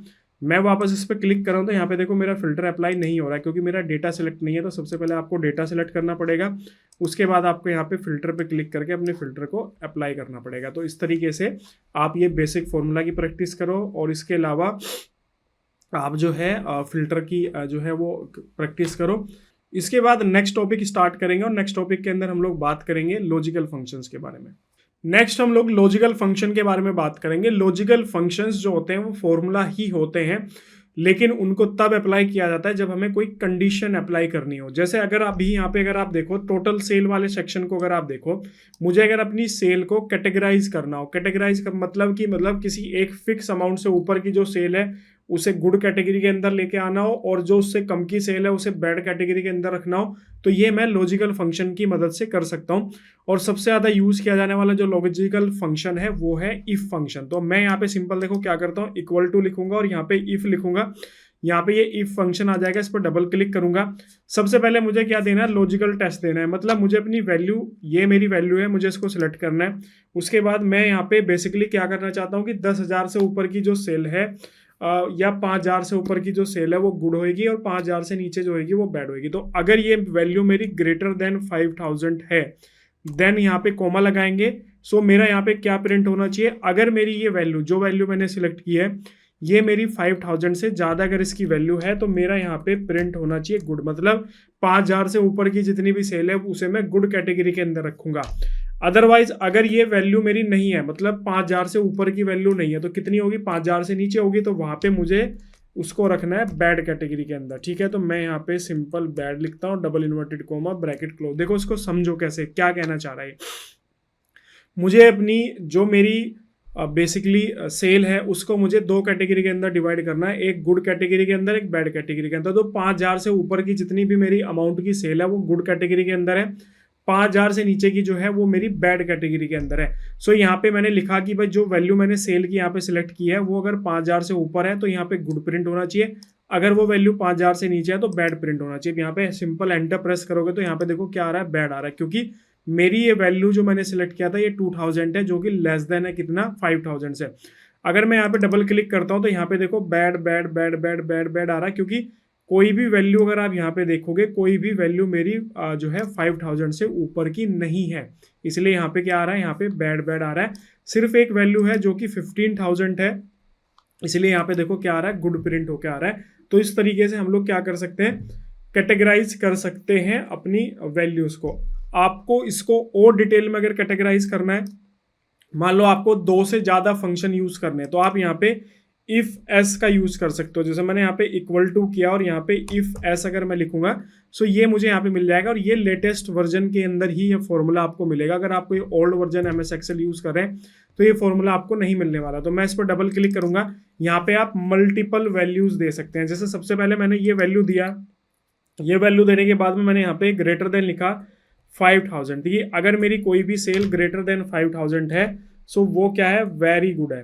ठीक है, वेरी गुड, क्लियर। उसके बाद फिर मैंने यहाँ पे कोमा दिया, कोमा देने के बाद में मैं नेक्स्ट लॉजिकल फंक्शन देता हूँ कि अगर ये वैल्यू मेरी ग्रेटर देन 2,000 है, ग्रेटर देन कितनी है, अगर ये ग्रेटर देन 2,000 है, या और कम कर लेते हैं कि अगर ये ग्रेटर देन 1,500 है, देन यहाँ पे वो मेरी जो है गुड कैटेगरी के अंदर आएगी। ठीक है, किसके अंदर आएगी, गुड कैटेगरी के अंदर।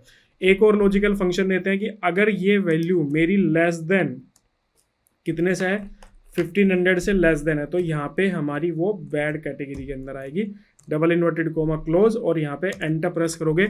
सो यहाँ पे देखो फर्स्ट मेरा गुड आ रहा है। क्यों गुड आ रहा है, क्योंकि अगर आप देखोगे तो ये मेरी जो सेल है ना ये 2,000 है, जो कि अगर आप देखोगे कि 1,500 से ऊपर, ये वाला आप देखो कि 1,500 से ऊपर अगर कोई मेरी सेल है तो वो गुड कैटेगरी के अंदर आनी चाहिए, इसलिए यहाँ पे गुड आ रहा है। मैं यहाँ पे क्या करता हूँ कि इस पर डबल क्लिक करता हूँ, नीचे तक आते हैं। यहाँ पे नीचे तक हम लोग यहाँ पे आने के बाद में और यहाँ पे अगर आप देखोगे तो यहाँ पे ना बेसिकली आपको दिखेगा कि good bad good bad good bad, कुछ उसके अंदर यहाँ पे एरर भी बेसिकली आया है। और ये एरर बेसिकली जो है यहाँ पे आया है 1500 की वजह से, क्योंकि ये ना प्राइस यहाँ पे 1500 हो रहा है। तो मैं इसको यहाँ पे 1490 इसको कर लेते हैं, तो यहाँ पे देखो वैल्यू मेरी सेम आ जाएगी। क्लियर, क्योंकि हमें किसी के अंदर यहाँ पे क्या करना था, जैसे यहाँ पे ग्रेटर देन एक पे दिया है और किसी पे ना लेस देन हमें यहाँ पे लिखना था। यहाँ पे जैसे मैं लेस देन इक्वल टू कर देता हूँ इसको, अब एंटर प्रेस करोगे तो यहाँ पे आपकी वैल्यू जो है वो आ जाएगी। क्लियर हुआ। तो यहाँ पे देखो गुड लिखा हुआ है तो गुड का लॉजिक आपको समझना है। यहाँ पे जैसे बैड लिखा हुआ है तो बैड का लॉजिक आपको समझना है। बैड हमारा कब आएगा, जब हमारी सेल जो है वो लेस देन 1500 होगी। क्या होगी, जब हमारी सेल जो है वो लेस देन 1500 होगी। सो क्या मेरी जो वैल्यू है, ये वाली वैल्यू 1500 से लेस है, बिल्कुल ये मेरी वैल्यू जो है 1500 से लेस है, इसलिए यहाँ पे मेरा जो रिजल्ट आ रहा है वो क्या आ रहा है, बैड आ रहा है। ऐसी वेरी गुड आ रहा है। वेरी गुड मेरी कब आएगी, जब मेरी सेल का जो प्राइस है वो ग्रेटर देन 5000 रहेगा। कितना रहेगा, ग्रेटर देन 5000 रहेगा। तो उस कैटेगरी, उस केस के अंदर मैं क्या करूंगा, उसको मतलब जो है अच्छी कैटेगरी के अंदर जो है, मतलब वो गुड, वेरी गुड कैटेगरी के अंदर आएगा। सो ये बेसिकली आप इफ फंक्शंस को काफ़ी जगह पे यूज़ कर सकते हो। जैसे स्टूडेंट्स का रिजल्ट आप एनालिसिस कर रहे हो, किसी एम्प्लॉय की परफॉर्मेंस आप जो है एनालिसिस कर रहे हो, कंस्ट्रक्शन साइट के अंदर आप कोई मेजरमेंट्स कर रहे हैं। जैसे कि अगर आप देखोगे एक सीट है मेरे पास में, ये बार बेंडिंग शेड्यूल की सीट है, इसके अंदर मैंने बीबीएस कैलकुलेट किया हुआ। तो यहाँ पे देखो मैंने इफ फॉर्मूले का यूज़ किया हुआ है। इस फॉर्मूले को मैं करके दिखाता हूँ। यहाँ पे देखो इक्वल टू मैंने लिखा इफ, अगर मेरा ये डायमीटर इक्वल टू 8 है, देन किस किस को मल्टीप्लाई करना है, दिस मल्टीप्लाई बाई जो मेरी यहाँ पे कटिंग लेंथ है, और उसके बाद में यहाँ पे मल्टीप्लाई बाई दिस। ठीक है, और अगर ये इसके बराबर नहीं होगा तो 0 प्रिंट कराना है, ब्रैकेट क्लोज एंटर। तो यहाँ पे देखो उसने क्या प्रिंट करा है, 0 प्रिंट करा है। क्यों, क्योंकि जो डायमीटर है वो वैल्यू हमें देना था कि C10 मेरा क्या है, ये इक्वल टू 8 होना चाहिए, लेकिन ये क्या इक्वल टू 8 है, नहीं, ये मेरा यहाँ पे देखोगे तो इक्वल टू 12 है। ठीक है, अगर मैं इसको 12 कर देता हूँ, मतलब इसको 8 कर देता हूँ, मैंने यहाँ पे 8 किया और एंटर प्रेस करोगे तो यहाँ पे देखो कैलकुलेशन करके दिखा देगा। तो बेसिकली यही लॉजिक होता है। यहाँ पे देखो ये मेरा डायमीटर 12 mm है, तो 8 mm के नीचे देखो क्या है, 0 प्रिंट हो रहा है। 10 mm के नीचे भी 0 प्रिंट हो रहा है। जैसे ही 12 mm होगा उसकी कैलकुलेशन करके आपको ये दे देगा। क्लियर। तो इसका फायदा क्या होता है कि मान लो आपसे बनाते टाइम कोई गलती हो गई, आपको डायमीटर चेंज करना है, तो आपकी कैलकुलेशन के अंदर ऑटोमेटिकली कैलकुलेशन चेंज हो जाएगी। मैं इसको जैसे 16 करता हूँ तो आप देखोगे ना कैलकुलेशन जो है 12 वाले से लेके ऑटोमेटिकली 16 पे शिफ्ट हो जाएगी। एंटर करोगे तो यहाँ पे देखो 16 पे कैलकुलेशन आ गई है। मैं इसको अगर 28 करता हूँ, मान लो मैंने इसको 28 किया, एंटर प्रेस करेंगे तो कैलकुलेशन ऑटोमेटिकली 28 पे आ जाएगी। तो ये फायदा होता है अगर आपको एक्सेल सॉफ्टवेयर जो है वो काफ़ी अच्छे से आता है। ठीक है, अब यहाँ पे आते हैं नेक्स्ट, हमारा लॉजिकल फंक्शन के अंदर हम लोग एंड और के बारे में बात करते हैं। एंड फंक्शन बेसिकली क्या करता है, उसके अंदर हम दो कंडीशंस देते हैं। जब तक वो कंडीशन सेटिस्फाई नहीं होंगी तब तक वो हमें जो रिजल्ट है वो हमें प्रिंट करके नहीं देगा। मतलब अगर दोनों कंडीशन सेम टाइम पे सेटिस्फाई होनी चाहिए। और उसके साथ हमारा क्या था, और फंक्शन।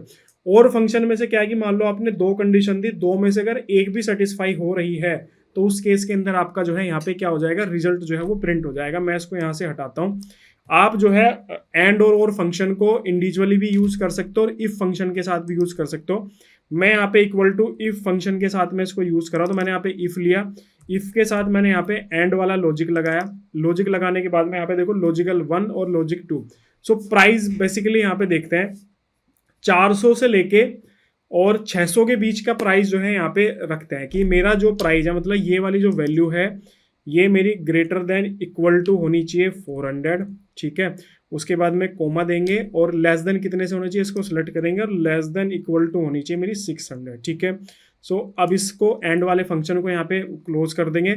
अगर ये कंडीशन सेटिस्फाई होती है तो हमें यहाँ पे जो है गुड प्रिंट कराना है। ठीक है, और या ट्रू फॉल्स भी आप प्रिंट करा सकते हो और उसके बाद में कोमा देंगे और यहाँ पे फिर मैं बैड। ठीक है, इस तरीके से करता हूँ और ब्रैकेट क्लोज कर देता हूँ। इसका लॉजिक समझो, हमने यहाँ पे इफ कंडीशन लगा के हमें बेसिकली प्राइस जो है, जो हमारा प्रोडक्ट है उसका प्राइस हमें यहाँ पे प्रिंट कराना है कि वो प्राइस अच्छा है या फिर बुरा है। ठीक है, सो हमने यहाँ पे कंडीशन क्या लगाया कि प्राइस मेरा 400 से ऊपर और 600 से नीचे, ग्रेटर देन इक्वल टू 400 और लेस देन इक्वल टू 600 जो है वो होना चाहिए। अगर वो इस कैटेगरी के अंदर आता है तो ही जो है वो हमारा यहाँ पे रिजल्ट प्रिंट होना चाहिए। सो मैं यहाँ पे एंटर प्रेस करता हूँ तो यहाँ पे देखो क्या आ रहा है, गुड आ रहा है। गुड क्यों आ रहा है, क्योंकि हमारा प्राइस देखो, अगर आप 400 को देखोगे तो 400 के में हमारी कंडीशन सेटिस्फाई हो रही है। क्या कंडीशन सेटिस्फाई हो रही है? ग्रेटर देन इक्वल टू 400 है और लेस देन इक्वल टू 600 है, इसलिए इसने यहाँ पे गुड प्रिंट करा है। अगर मैं इसका प्राइस मान लो 700 कर देता हूँ, मैंने एंटर प्रेस किया, तो यहाँ पे देखो ऑटोमेटिकली बैड आ जाएगा। क्यों? क्योंकि ये वाली जो कंडीशन है ये सेटिस्फाई यहाँ पे नहीं हो रही है। अब यहाँ पे आप डबल क्लिक करोगे सो आप यहाँ पे देखो बैड बैड बैड बैड, यहाँ पे इस तरीके से जो है गुड बैड इस तरीके से आपको यहाँ पे जो है प्रिंट करके दे देगा। तो एंड फंक्शन का लॉजिक आपको समझ में आ गया कि एंड फंक्शन क्या होता है। सेम ऐसे आप यहाँ पे और फंक्शन भी यूज कर सकते हो। मैंने यहाँ पे और पे प्रिंट किया और एंटर प्रेस करोगे सो यहाँ पे देखो ये और के अंदर भी आपको रिजल्ट देगा। और के अंदर क्या होता है कि बेसिकली दोनों में से अगर एक कंडीशन भी सेटिस्फाई हो रही है तो भी आपको रिजल्ट जो है वो मिल जाएगा। क्लियर हुआ? अगर दोनों में से एक कंडीशन भी आपकी यहाँ पे सेटिस्फाई हो रही है तो आपको यहाँ पे रिजल्ट मिल जाएगा। जैसे देखो यहाँ पे देखो गुड आ रहा है, यहाँ पे क्या आ रहा है? गुड आ रहा है, लेकिन प्राइस अगर आप देखोगे तो 700 है। हमने यहाँ पे प्राइस क्या दिया है? हमने यहाँ पे प्राइस दिया है ग्रेटर देन इक्वल टू 400 और लेस देन इक्वल टू 600। ठीक है, सो क्या ये मेरी दोनों कंडीशन सेटिस्फाई हो रही है? नहीं, ये दोनों कंडीशन सेटिस्फाई नहीं हो रही है, सिर्फ ये वाली कंडीशन मेरी सेटिस्फाई हो रही है, क्योंकि 700 को अगर आप देखोगे तो वो ग्रेटर देन 400 है। तो इन दोनों में से हमारी सिर्फ एक कंडीशन सेटिस्फाई हो रही है, उस केस में भी इसने यहाँ पे जो है गुड प्रिंट कराया। अगर मैं इसको एंड कर दूं, अगर मान लो मैंने इसको यहाँ पे एंड कर दिया तो यहाँ पे देखो रिजल्ट ऑटोमेटिकली चेंज हो जाएगा। मैंने यहाँ पे इसको डबल क्लिक करके एंड किया और उसके बाद मैं एंटर प्रेस करूंगा तो यहाँ पे देखो बैड आ गया। क्यों बैड आया? क्योंकि 700 जो है वो अगर आप देखोगे तो ग्रेटर देन 400 तो है, लेकिन मतलब 600 से लेस देन नहीं है। तो यहाँ पे हमारी दोनों कंडीशन सेटिस्फाई नहीं हो रही। तो आपको क्लियर हो गया कि एंड फंक्शन में आपको तब यूज करना है एंड फंक्शन जब आपको दोनों कंडीशन सेटिस्फाई करनी हो, और फंक्शन आपको तब यूज करना है जब आप दोनों में से कोई एक कंडीशन आपको सेटिस्फाई करनी हो। ठीक है, तो ये कॉन्सेप्ट हो गया। थोड़ा सा कंफ्यूजिंग लग सकता है, खासकर एंड और वाला जो फंक्शन है ना वो थोड़े सा बच्चों को काफी कंफ्यूजिंग लगता है, लेकिन जब आप प्रैक्टिस करोगे तब आपकी जो है ये अच्छे से समझ में जो है वो आ जाएगा। तो इसकी प्रैक्टिस करना। क्लियर हुआ? अब बात करते हैं नेक्स्ट हमारा ऑप्शन के बारे में। यहाँ पे आपको ना बेसिकली होम टैब के अंदर ना यहाँ पे स्टाइल के अंदर कंडीशनल फॉर्मेटिंग दिख रही है। तो हम यहाँ पे ना कलर कोडिंग के थ्रू भी अपने डेटा की प्रेजेंटेशन को काफ़ी अच्छा जो है वो कर सकते हैं। कैसे कर सकते हैं? जैसे मैंने यहाँ पे टोटल सेल को सिलेक्ट किया, कंडीशनल फॉर्मेटिंग के अंदर यार मुझे अब इसको क्या करना है? मुझे इसको हाईलाइट करना है। हाईलाइट क्या करना है? Greater than. ग्रेटर देन क्या है कि अगर जो भी वैल्यू मेरी ग्रेटर देन 2000 है, ग्रेटर देन 2000 है, वो मेरी सारी की सारी सिलेक्ट हो जानी चाहिए। तो यहाँ पे देखो ओके पे क्लिक करोगे, यहाँ पे देखो इस पर्टिकुलर उसके अंदर 2000 से ऊपर की जितनी भी आपकी वैल्यूज है वो ऑटोमेटिकली यहाँ पे क्या हो गई है? हाईलाइट हो गई है। कंट्रोल जेड करते हैं, वापस आते हैं। अब यहाँ पे देखो लेस देन का ऑप्शन आ रहा है। मैं यहाँ पे लेस देन कर देता हूँ कि 2000 से नीचे या 1500 से नीचे मेरी जितनी भी, या फिर 500 से नीचे जितने भी मेरी प्राइस है सारे हाईलाइट हो जाने चाहिए। ओके पे क्लिक करोगे, देखो एक भी हाईलाइट नहीं हुआ क्योंकि 500 से कम कोई भी यहाँ पे ऑप्शन नहीं है। वापस आते हैं लेस देन वाले ऑप्शन पर, इसको 500 की जगह पे जो है 1000 कर लेते हैं। ओके पे क्लिक करोगे तो जितनी भी वैल्यू आपकी देखो यहाँ पे लेस देन 1000 है सारी हाईलाइट हो जाएंगी। सो ये भी बेसिकली, अब इसको आपको हटाना है तो यहाँ से क्लियर रूल पे जाके इसको क्लियर जो है कर देना, ये क्लियर जो है यहाँ से हट जाएगा। ये भी हमारा डेटा प्रेजेंटेशन के अंदर काफी इंपॉर्टेंट रोल प्ले करता है। इसके अंदर अगर आप देखोगे तो बिटवीन का क्या है कि मान लो 2000 से लेके और 15,000 के बीच में जितनी वैल्यूज है, तो यहाँ पे देखो 2000 से लेके 15,000 के बीच की जितनी भी वैल्यूज हैं वो सारी आपकी यहाँ पे हाईलाइट हो जाएंगी। इसको यहाँ से जो है आप क्लियर कर लीजिए। इसके अलावा अगर आप देखोगे सेम यहाँ पे देखोगे तो इक्वल टू आप कर सकते हो कि मतलब कोई फिक्स वैल्यू कर दी, मान लो 5000 को आपको हाईलाइट करना है। ओके पे क्लिक करोगे तो देखो कोई भी यहाँ पे हाईलाइट नहीं हुआ क्योंकि हमारी 5000 यहाँ पे कोई भी वैल्यू जो है वो नहीं है। सो ऐसे आप इसके अंदर देखोगे तो कोई टेक्स्ट वैल्यू भी कर सकते हो। यहाँ पे टेक्स्ट नहीं है, जैसे मैंने इसको सिलेक्ट किया टेक्स्ट वाले ऑप्शन को, इस पे यहाँ पे मैं आया और यहाँ पे अगर आप देखोगे सो मैं यहाँ पे जो है टेक्स्ट कंटेन, तो टेक्स्ट कंटेन के अंदर मान लो मुझे टैबलेट को हाईलाइट करना है तो टैबलेट लिखा, उसके बाद ओके पे क्लिक करोगे तो जहाँ पे भी आपका टैबलेट होगा वो टैबलेट आपका यहाँ पे आ जाएगा। तो आपको मान लो कोई स्टेट का नेम हाईलाइट करना है, किसी कस्टमर का नेम हाईलाइट करना है, तो आप इस तरीके से बड़े आसानी से जो है उसको क्या कर सकते हो? हाईलाइट कर सकते हो। ठीक है, सो यहाँ से आपको क्लियर हुआ। इसके बाद नेक्स्ट आता है यहाँ पे टॉप 10 आइटम्स। जैसे मैं सेल को ही सिलेक्ट कर लेता हूँ। अब ना आप यहाँ पे बेसिकली किस तरीके से करते हो कि आपको टॉप 10 जो है सिलेक्ट करना है, तो मैंने यहाँ पे टॉप 10 पे क्लिक किया। पूरे डेटा को भी आप सिलेक्ट कर सकते हो। पूरे डेटा पे आओ और आपको अपने टॉप 10 आइटम सिलेक्ट करने हैं। तो यहाँ पे देखो आपके क्या होगा कि टॉप 10 आइटम जो है वो सिलेक्ट हो जाएंगे। टॉप 10 मतलब सबसे हाईएस्ट सेल फिर उससे नीचे, फिर उससे नीचे, फिर उससे नीचे 1 से लेकर 10 तक ये करेगा। तो आप यहाँ पे देखो 15,000 को हाईलाइट किया है, इसके अलावा यहाँ पे 1000 को हाईलाइट किया है, 2000 को हाईलाइट किया है। आप इसको जो है ना उल्टा भी कर सकते हो कि जैसे यहाँ पे आओ और आप यहाँ पे जो है परसेंटेज के बेसिस पे भी कर सकते हो। तो ये बेसिकली हमारा परसेंटेज के बेसिस पे टॉप 10 हाईलाइट हुए हैं।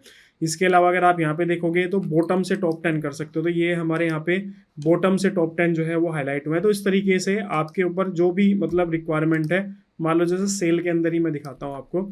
सेल के अंदर आओ, कंडीशनल फॉर्मेटिंग के अंदर, और बॉटम से आप सिलेक्ट करोगे ओके पे, तो सबसे लोवेस्ट वाले जो टॉप 10 होंगे ना, यहाँ पे देखो 750 है, 1250, 1000, 1000, 1000, 1250, 750। सो ये बॉटम से आपके टॉप 10 है। ठीक है। इसके अलावा अगर आप यहाँ पे आओगे, इसको एक बार यहाँ से क्लियर कर दीजिए। इसके बाद यहाँ पे आओगे, सो यहाँ पे बॉटम परसेंटेज एवरेज, मतलब जो भी आपकी टोटल सेल का एवरेज है, उस एवरेज से अबो जितने प्राइस है वो आपके यहाँ पे हाईलाइट हो जाएंगे।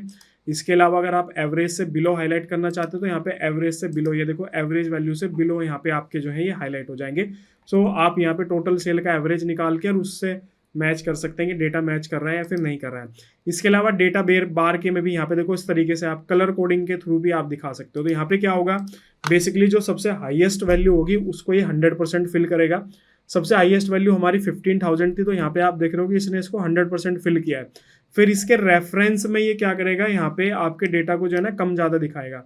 यहाँ पे देखो 4,000 को इतना दिखा रहा है, आपका 3500 को इतना दिखा रहा है, 2000 को इतना दिखा रहा है। तो इस तरीके से आपको बेसिकली ये दिखाएगा। सो ये भी एक तरीका होता है अपने डेटा को प्रेजेंट करने का। अलग अलग है, यहाँ पे सॉलिड फिल करना है तो आपको सॉलिड फिल हो जाएगा, और ग्रेडियंट में फिल करना है तो ग्रेडियंट में। इसके अलावा कलर स्केल के थ्रू भी आप दिखा सकते हो। मैं इसको एक बार हटा देता हूँ।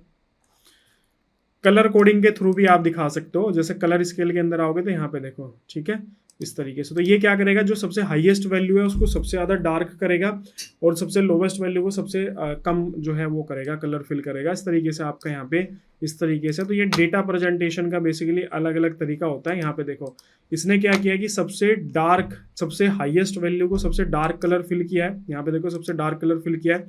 750 हमारी सबसे लोवेस्ट वैल्यू है, तो उसको सबसे कम में इसने सबसे लाइट रखा है। तो इस तरीके से आप यहाँ पे कलर कोडिंग जो है वो कर सकते हो। इसके अलावा इसको यहाँ से क्लियर कर लीजिए। इसके अलावा यहाँ पे आते हैं, और आइकन के अंदर भी आप इस तरीके से आइकन के थ्रू भी आप अपने डेटा की प्रेजेंटेशन जो है वो कर सकते हैं। सो बेसिकली ये अलग अलग डेटा टाइप्स के आपके डेटा की प्रेजेंटेशन है, जिसको आप जो है कंडीशनल फॉर्मेटिंग के थ्रू जो है वो कर सकते हैं। तो डेटा प्रेजेंटेशन की जब बात आती है तो ये भी काफ़ी इंपॉर्टेंट रोल जो है वो प्ले करता है। चलिए इतना हो गया। अब आपका नेक्स्ट हम लोग करते हैं टेबल। अगर देखो कोई भी जो डेटा होता है एक्सेल सॉफ्टवेयर के अंदर, बेसिकली वो टेबल की फॉर्म के अंदर ही उसको एनालिसिस किया जाता है। तो मेरे पास में ये डेटा है, मैं इसको यहाँ पे सिलेक्ट करता हूँ कंट्रोल ए करके, और यहाँ पे देखो आपको अगर दिखेगा इंसर्ट वाले ऑप्शन पे आओगे तो यहाँ पे ना टेबल का ऑप्शन मिल जाएगा। आप इस पर डायरेक्ट क्लिक करोगे, क्लिक करते के साथ ही आपका क्रिएट टेबल का डायलॉग बॉक्स ओपन हो जाएगा। और ये जो वैल्यू आपको दिख रही है ना, ये बेसिकली आपकी जो टेबल है उसकी रेंज दिख रही है, जितना रेंज आपने सिलेक्ट किया है। नीचे यहाँ पे लिखा है माई टेबल हैज़ हेडर। अगर आपके डेटा में ऊपर की तरफ हेडिंग है तो आपको ये चेक मार्क करके रखना है। अगर आपके डेटा के अंदर कोई भी हेडिंग नहीं है तो आप इसको अनचेक कर सकते हो। तो मेरे डेटा के अंदर यहाँ पे देखो हेडिंग्स हैं ऊपर, इसलिए मैं इसको चेक मार्क करके रखूंगा और ओके पे क्लिक करूंगा तो मेरा जो डेटा है ना वो टेबल के अंदर कन्वर्ट हो जाएगा। वापस कंट्रोल जेड करते हैं। इसकी शॉर्टकट की भी होती है, कंट्रोल और टी एक साथ प्रेस करोगे तो भी आपका डेटा टेबल के अंदर कन्वर्ट हो जाएगा। टेबल के अंदर आते के साथ ही देखो आपका डेटा ना कुछ इस तरीके से दिखाई देगा, जैसे यहाँ पे आपको दिख रहा है। ऑटोमेटिकली इसमें जो फिल्टर का ऑप्शन है वो यहाँ पे एप्लीकेबल हो जाएगा, जो कि आपको अलग से लगाने की जरूरत नहीं पड़ेगी। यहाँ पे देखो आपका ऊपर जो आपकी हेडिंग है उसमें आपका डेटा अब यहाँ पे ऑटोमेटिकली आपको दिख रहा है। ठीक है, कंप्लीट टेबल अगर आपको सिलेक्ट करनी है तो कंट्रोल ए प्रेस करके आप इसको ऐसे ही कर सकते हो। ऊपर देखो यहाँ पे जब आप टेबल को सिलेक्ट करोगे, टेबल डिजाइन का एक डायलॉग बॉक्स ओपन हो जाएगा। यहाँ पे आपको ना डिफरेंट डिफरेंट टाइप के कलर कॉम्बिनेशंस जो है वो मिलेंगे, जिन कलर कॉम्बिनेशंस को यूज करके आप जो है ना अपने जो भी कलर कॉम्बिनेशंस आपको पसंद है, आप उस कलर कॉम्बिनेशंस के अकॉर्डिंग अपने डेटा को यहाँ पे जो है वो रख सकते हो।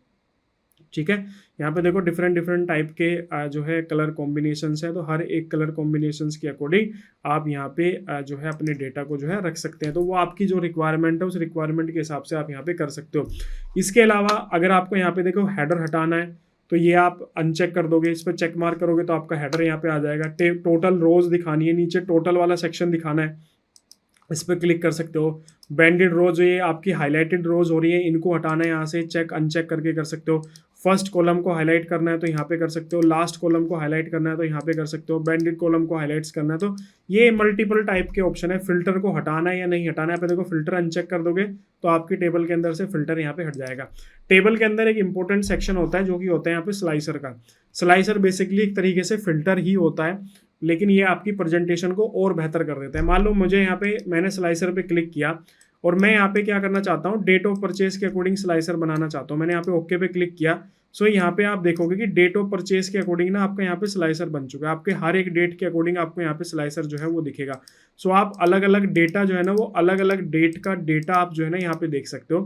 फिलहाल मैं क्या करता हूँ कि इसको ना डिलीट करते हैं, सिलेक्ट करके इसको डिलीट कर देते हैं। वापस टेबल डिजाइन पे आते हैं, दूसरा स्लाइसर बनाते हैं। यहाँ पे देखो मैं ना स्टेट का स्लाइसर बनाता हूँ, ओके पे क्लिक करूंगा।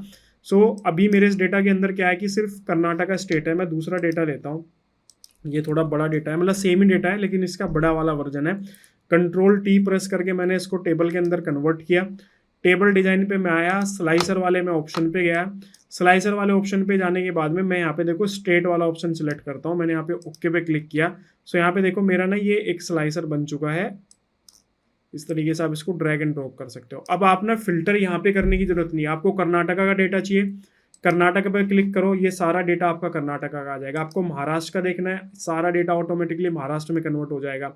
तमिलनाडु देखना है, ऑटोमेटिकली तमिलनाडु में कन्वर्ट हो जाएगा। उत्तर प्रदेश का देखना है, उत्तर प्रदेश। वेस्ट बंगाल का देखना है, वेस्ट बंगाल का। ठीक है, मल्टीपल स्लाइसर भी आप यूज कर सकते हो। यहीं पे इसको हटाओ, टेबल को जो है कंट्रोल ए करके सिलेक्ट करो।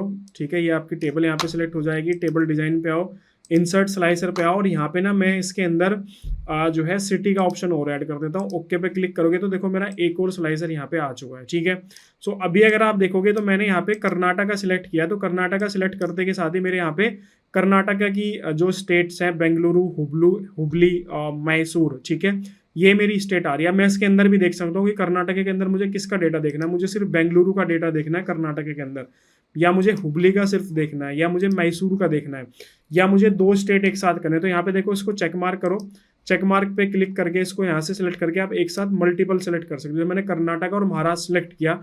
अब इसके अंदर मैं यहाँ पे बेंगलुरु और यहाँ पे जो है मुंबई का डेटा देखना चाहता हूँ। तो यहाँ पे देखो कर्नाटका, महाराष्ट्र मेरा सिलेक्ट है और इसके अंदर मैं बेंगलुरु और मुंबई का डेटा देख रहा हूँ। तो अब ये मुझे कर्नाटका, महाराष्ट्र का डेटा बेंगलुरु और मुंबई के अकॉर्डिंग मिलेगा।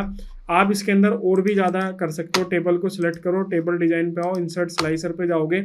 अब आप ना यहाँ पे बेसिकली जैसे स्टेट हो गया, प्रोडक्ट भी आप यहाँ पे ऐड ऑन कर सकते हो। तो यहाँ पे देखो एक स्लाइसर आपका प्रोडक्ट का भी स्लाइसर आपका यहाँ पे बन जाएगा। इसको चलो यहीं पे रख लेते हैं बीच में ही। ठीक है, सो यहाँ से आप ना इसको अलग अलग भी कर सकते हो। यहाँ से इसको क्लियर करना है, सारा डेटा देखना है, तो यहाँ पे देखो इस फिल्टर पे जो क्रॉस है इस पे क्लिक कर दो, यहाँ पे इस पे क्लिक कर दो। सो ऑटोमेटिकली अब आपका सारा का सारा डेटा जो है आपको यहाँ पे दिख जाएगा। तो बेसिकली जैसे मैंने आपको स्टार्टिंग में भी बताया था कि जो एक्सेल सॉफ्टवेयर होता है, स्टार्टिंग में इसका यूज़ किया गया था डेटा एंट्री के लिए। आज के टाइम पे इसका जो यूज़ किया जाता है डेटा एंट्री के साथ साथ में डेटा एनालिसिस के लिए भी यूज़ किया जाता है। सो बेसिकली जो हम ये टेबल्स के अंदर स्लाइसर और ये सब यूज़ करें तो एक तरीके से डेटा एनालिसिस का पार्ट है। आप बैठे हो अपनी कंपनी में, डेटा आपके पास में है और आपको प्रेजेंटेशन देनी है। आपसे कोई पूछ रहा है कि भाई मुझे पर्टिकुलर प्रोडक्ट का डेटा दिखाओ, इस डेट के अंदर दिखाओ, या मुझे इस सिटी के अंदर दिखाओ, तो आप बड़े आसानी से दिखा सकते हो। जैसे कि मुझे यहाँ पे कुछ करते हैं, जैसे कि मान लो मुझे उत्तर प्रदेश का दिखाना है, लखनऊ का। मैंने उत्तर प्रदेश सिलेक्ट किया, लखनऊ सिलेक्ट किया। सब आप यहाँ पे देखोगे स्टेट के अंदर उत्तर प्रदेश और सिटी के अंदर लखनऊ आपको दिखेगा। अब इसके अंदर कोई एक प्रोडक्ट उठा देगा, जैसे मुझे सिर्फ लैपटॉप का डेटा देखना, तो यहाँ पे देखो सिर्फ लैपटॉप का डेटा आपको दिखेगा। कितना डिटेल में डाटा आपने देख लिया कि उत्तर प्रदेश स्टेट फिल्टर किया, उसके बाद आपने लखनऊ सिलेक्ट किया, उसके बाद लखनऊ के अंदर भी सिर्फ आप लैपटॉप का डेटा देख रहे हो। आपको स्मार्टफोन का डेटा देखना, तो यहाँ पे सिर्फ आपको स्मार्टफोन का डेटा आपको दिख जाएगा। क्लियर। अब आप जो है उत्तर प्रदेश के अंदर कानपुर का डेटा देखना चाहते हो कि भाई उत्तर प्रदेश के अंदर कानपुर और लखनऊ के अंदर स्मार्टफोन की कितनी टोटल सेल है। सो यहाँ पे देखो आपको ये स्मार्टफोन की जो है टोटल सेल जो है वो आपको यहाँ पे देखने के लिए मिल जाएगी। तो ये आपके ऊपर है किस तरह की आपकी रिक्वायरमेंट है और उस रिक्वायरमेंट को आप किस तरीके से फुलफिल जो है वो कर पा रहे हैं। तो ये वाला टॉपिक जो है वो हमारा यहाँ पे बेसिकली क्लोज करते हैं। इसके बाद हमारा नेक्स्ट काफ़ी इंपॉर्टेंट टॉपिक जो है वो हम लोग स्टार्ट करेंगे, जो कि है हमारा पाइवट टेबल। नेक्स्ट पार्ट की तरफ मूव करते हैं और नेक्स्ट पार्ट के अंदर हम लोग डिस्कस करने वाले हैं पाइवट टेबल के बारे में, और जो हमारे चार्ट होते हैं उनके बारे में डिस्कस करेंगे। अगर आप एक्सेल से नेक्स्ट पार्ट के बारे में डिस्कस करते हैं, और नेक्स्ट पार्ट है हमारा जिसमें हम लोग बात करेंगे पाइवट टेबल और चार्ट्स के बारे में। अगर आप जो है किसी भी कंपनी के अंदर इंटरव्यू के लिए जा रहे हैं और वहां पे एक्सेल से रिलेटेड क्वेश्चंस अगर आपसे पूछे जा रहे हैं, तो पाइवट टेबल एक ऐसा टॉपिक है जिससे क्वेश्चंस आपका 100% पूछा जाएगा ही जाएगा। और काफ़ी लोग जो है पाइवट टेबल को लेकर काफ़ी कंफ्यूज भी रहते हैं। तो हम लोग स्टार्ट करते हैं। हमारे पास में डेटा है। सबसे पहले हम लोग क्या करेंगे, अपने डेटा को यहाँ से सिलेक्ट कर लेते हैं। सिलेक्ट करने के बाद में आप यहाँ पे इंसर्ट वाले ऑप्शन पे आओगे। इंसर्ट वाले ऑप्शन पे जैसे आप आओगे तो एक तो रिकमेंडेड पाइवट टेबल का ऑप्शन मिलेगा। तो एज ए बिगनर अगर आप हो, मैं यहीं पे तो आप जो है ना रिकमेंडेड वाला ऑप्शन यूज कर सकते हो, क्योंकि क्या होता है कि जो एक्सेल सॉफ्टवेयर है वो आपके डेटा को एनालिसिस करके उससे रिलेटेड क्या क्या बेस्ट पॉसिबिलिटीज हो सकती हैं पाइवट टेबल के अंदर, वो सारे ऑप्शंस आपको ये प्रोवाइड करा देगा। लेकिन अगर आपको थोड़ा एक्सपीरियंस हो गया तो आप फिर यहाँ पे जो है जो कस्टम है वो भी आप यहाँ पे यूज कर सकते हो। तो पहले रिकमेंडेड वाले पे क्लिक करते हैं। इस पे आप जैसे ही क्लिक करोगे सो यहाँ पे देखो मल्टीपल ऑप्शंस आपको देगा। ये फर्स्ट टाइप है, ये आपका यहाँ पे सेकंड है, ये आपका यहाँ पे थर्ड है। सो ऐसे ऐसे डिफरेंट डिफरेंट टाइप के ऑप्शंस देगा। देखो फर्स्ट के अंदर आपको यहाँ पे स्टेट का ऑप्शन है और जो है ऑर्डर आईडी का ऑप्शन है। इसके अलावा यहाँ पे जो है आपको सिटी का ऑप्शन है, उसकी ऑर्डर आईडी का ऑप्शन है। यहाँ पे आपको जो है क्वांटिटी ऑफ सम वगैरह तो ये है। तो मैं फिलहाल क्या करता हूँ, इसी ऑप्शन को सिलेक्ट करता हूँ। ओके पे आप क्लिक करोगे सो यहाँ पे आप देखो एक टेबल आपकी फॉर्म हो गई है। इस टेबल के अंदर अगर आप देखोगे तो यहाँ पे ये रोज है और ये कॉलम है। कॉलम के अंदर आपको दिखेगा कि यहाँ पे जो है आपको स्टेट मिलेगी। स्टेट के अंदर आपको सिटीज है, ये आपकी स्टेट है और सिटीज के अंदर सिटीज है। उसके अलावा यहाँ पे सम ऑफ क्वांटिटी है। सम ऑफ क्वांटिटी का मतलब जो भी ऑर्डर आए हैं वो। इसके अलावा टोटल यहाँ पे अगर आप देखोगे तो प्राइस पर यूनिट है और उसके बाद में टोटल कितनी सेल हुई है उसका ऑप्शन है। यहाँ पे आप देखते हो कि जब भी कोई भी पाइवट टेबल जो है वो क्रिएट होती है तो उसका ना इस तरीके से यहाँ पे एक जो है ये ना एक फील्ड क्रिएट होता है। इसके अंदर आपको यहाँ पे देखो सारे के सारे आपके टेबल के अंदर जितने भी कॉलम होते हैं वो सारे कॉलम आपको यहाँ पे मिलेंगे। अब आपको क्या करना है कि इनमें से जो भी आपकी रिक्वायरमेंट है उसको यहाँ से उठा के और नीचे जो फील्ड वाला ऑप्शन है यहाँ पे ड्रैग करना है। यहाँ पे आपको फिल्टर वाला ऑप्शन मिल जाएगा, एक कॉलम का ऑप्शन मिलेगा, रो का ऑप्शन मिलेगा और यहाँ पे आपको वैल्यूज का ऑप्शन मिलेगा। जैसे अगर आप देखोगे रोज के अंदर आपका यहाँ पे स्टेट और सिटीज है, तो ये वाला यहाँ पे जो है स्टेट और सिटी को इस तरीके से रिप्रेजेंट कर रहा है। इसके अलावा कॉलम के अंदर आपकी ये वैल्यूज वाला ऑप्शन है, तो यहाँ पे आपको इसके अंदर क्या होता है, कंफ्यूज मत होना, उल्टा दिखाई देता है। अगर आप यहाँ पे रो में कोई भी ऑप्शन जो है ड्रैग एंड ड्रॉप करोगे तो वो आपकी टेबल के अंदर कॉलम की फॉर्म में दिखेगा। यहाँ पे देखो कॉलम के अंदर आपको दिख रहा है, ठीक है, वर्टिकली मतलब दिख रहा है। इस तरीके से आप इसको समझ सकते हो। कॉलम के अंदर अगर आप कोई भी चीज लिखोगे तो वो हॉरिजॉन्टल दिखेगी। तो यहाँ पे देखो वैल्यूज हमने कॉलम के अंदर डाली है तो ये सारी की सारी हमें यहाँ पे हॉरिजॉन्टली जो है वो दिख रही है। तो इस तरीके से आप इसको एनालिसिस कर सकते हो। किसी भी ऑप्शन को आप यहाँ से हटा के और इसको जो है क्या कर सकते हो, यहाँ पे इसका प्लेसमेंट जो है वो कर सकते हैं। इसको वापस हटाते हैं, अपने डेटा को वापस से सिलेक्ट करते हैं, इंसर्ट वाले ऑप्शन पे आते हैं, रिकमेंडेड पाइवट टेबल पे आते हैं। यहाँ पे देखो और डिफरेंट टाइप की, जैसे लास्ट वाला ऑप्शन मैंने सिलेक्ट किया, ओके पे क्लिक करूंगा। सब आपको यहाँ पे देखो क्या दिख रहा है, यहाँ पे आपको ऑर्डर का जो आपका ऑर्डर कैंसिल हुआ है, आपका ऑर्डर डिलीवर्ड हुआ है, आपका ऑर्डर रिटर्न हुआ है और उसकी यहाँ पे टोटल कितनी सेल है वो यहाँ पे दिख रहा है। इसके बाद अगर आप इस फील्ड वाले ऑप्शन में आओगे तो रो के अंदर आपका डिलीवरी स्टेटस है और वैल्यूज के अंदर आपका यहाँ पे सम ऑफ टोटल सेल का ऑप्शन है। तो इस तरीके से बेसिकली काम करता है। कंट्रोल जेड करते हैं और इसको खुद से बनाने की कोशिश करते हैं। यहाँ से मैं डेटा को सिलेक्ट करता हूँ, कंट्रोल ए करके इंसर्ट वाले ऑप्शन पे आते हैं, pivot table from table range वाले ऑप्शन पे क्लिक करते हैं। क्लियर, यहाँ पे आपकी डेटा की रेंज है, मतलब जितना डेटा आपने सिलेक्ट किया है वो रेंज आपको यहाँ पे दिखेगी।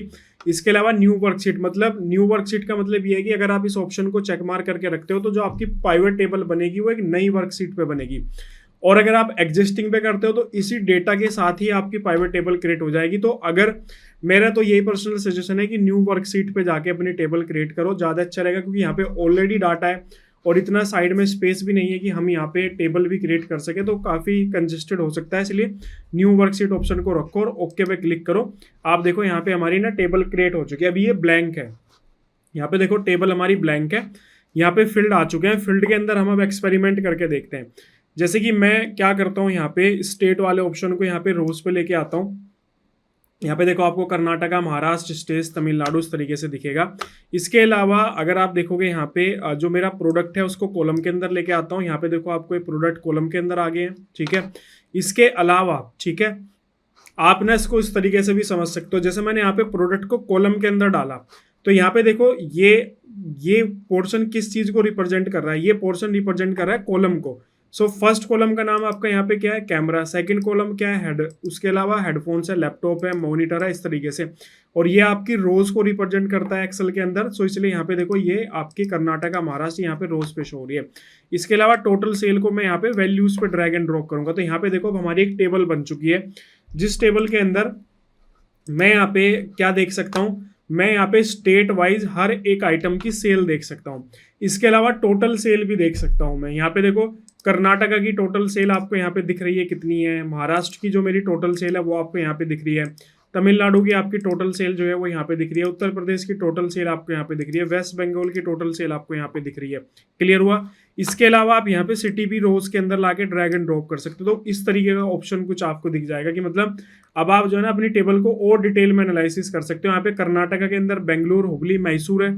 इसके अंदर आप देख सकते हो कि भाई कैमरा की कितनी सेल है, हेडफोन्स की कितनी सेल है, लैपटॉप की कितनी सेल है। इस तरीके से आप यहाँ पे जो है इसको क्लियरली जो है देख सकते हो। क्लियर हुआ। कुछ और तरीके से भी आप इसको देख सकते हो। जैसे मैं सिटी वाले ऑप्शन जो है यहाँ से हटाता हूँ, मैंने इनको हटाया यहाँ से। इसके अलावा मैं यहाँ पे क्या आता हूँ कि मोड ऑफ पेमेंट को लाके मैं रोज पे ड्रैग करता हूँ। सो आपको यहाँ से ये पता चल जाएगा कि हमारा जो बेसिकली डेटा है उस डेटा के अंदर सीओडी में हमारी कितनी सेल हुई है। इसके अलावा देखो सीओडी के अंदर हमारी टोटल ये अमाउंट आ रहा है हमारा जो सीओडी की सेल हुई है। क्रेडिट कार्ड की हमारी यहाँ पे कितनी सेल हुई है वो ऑप्शन दिखा रहा है, क्रेडिट कार्ड के थ्रू मतलब जो हमारी पेमेंट हुई है। क्लियर। इसके अलावा डेबिट कार्ड के थ्रू हमारी कितनी पेमेंट हुई है, नेट बैंकिंग के थ्रू हमारी कितनी पेमेंट हुई है, यूपीआई के थ्रू हमारी कितनी पेमेंट हुई है।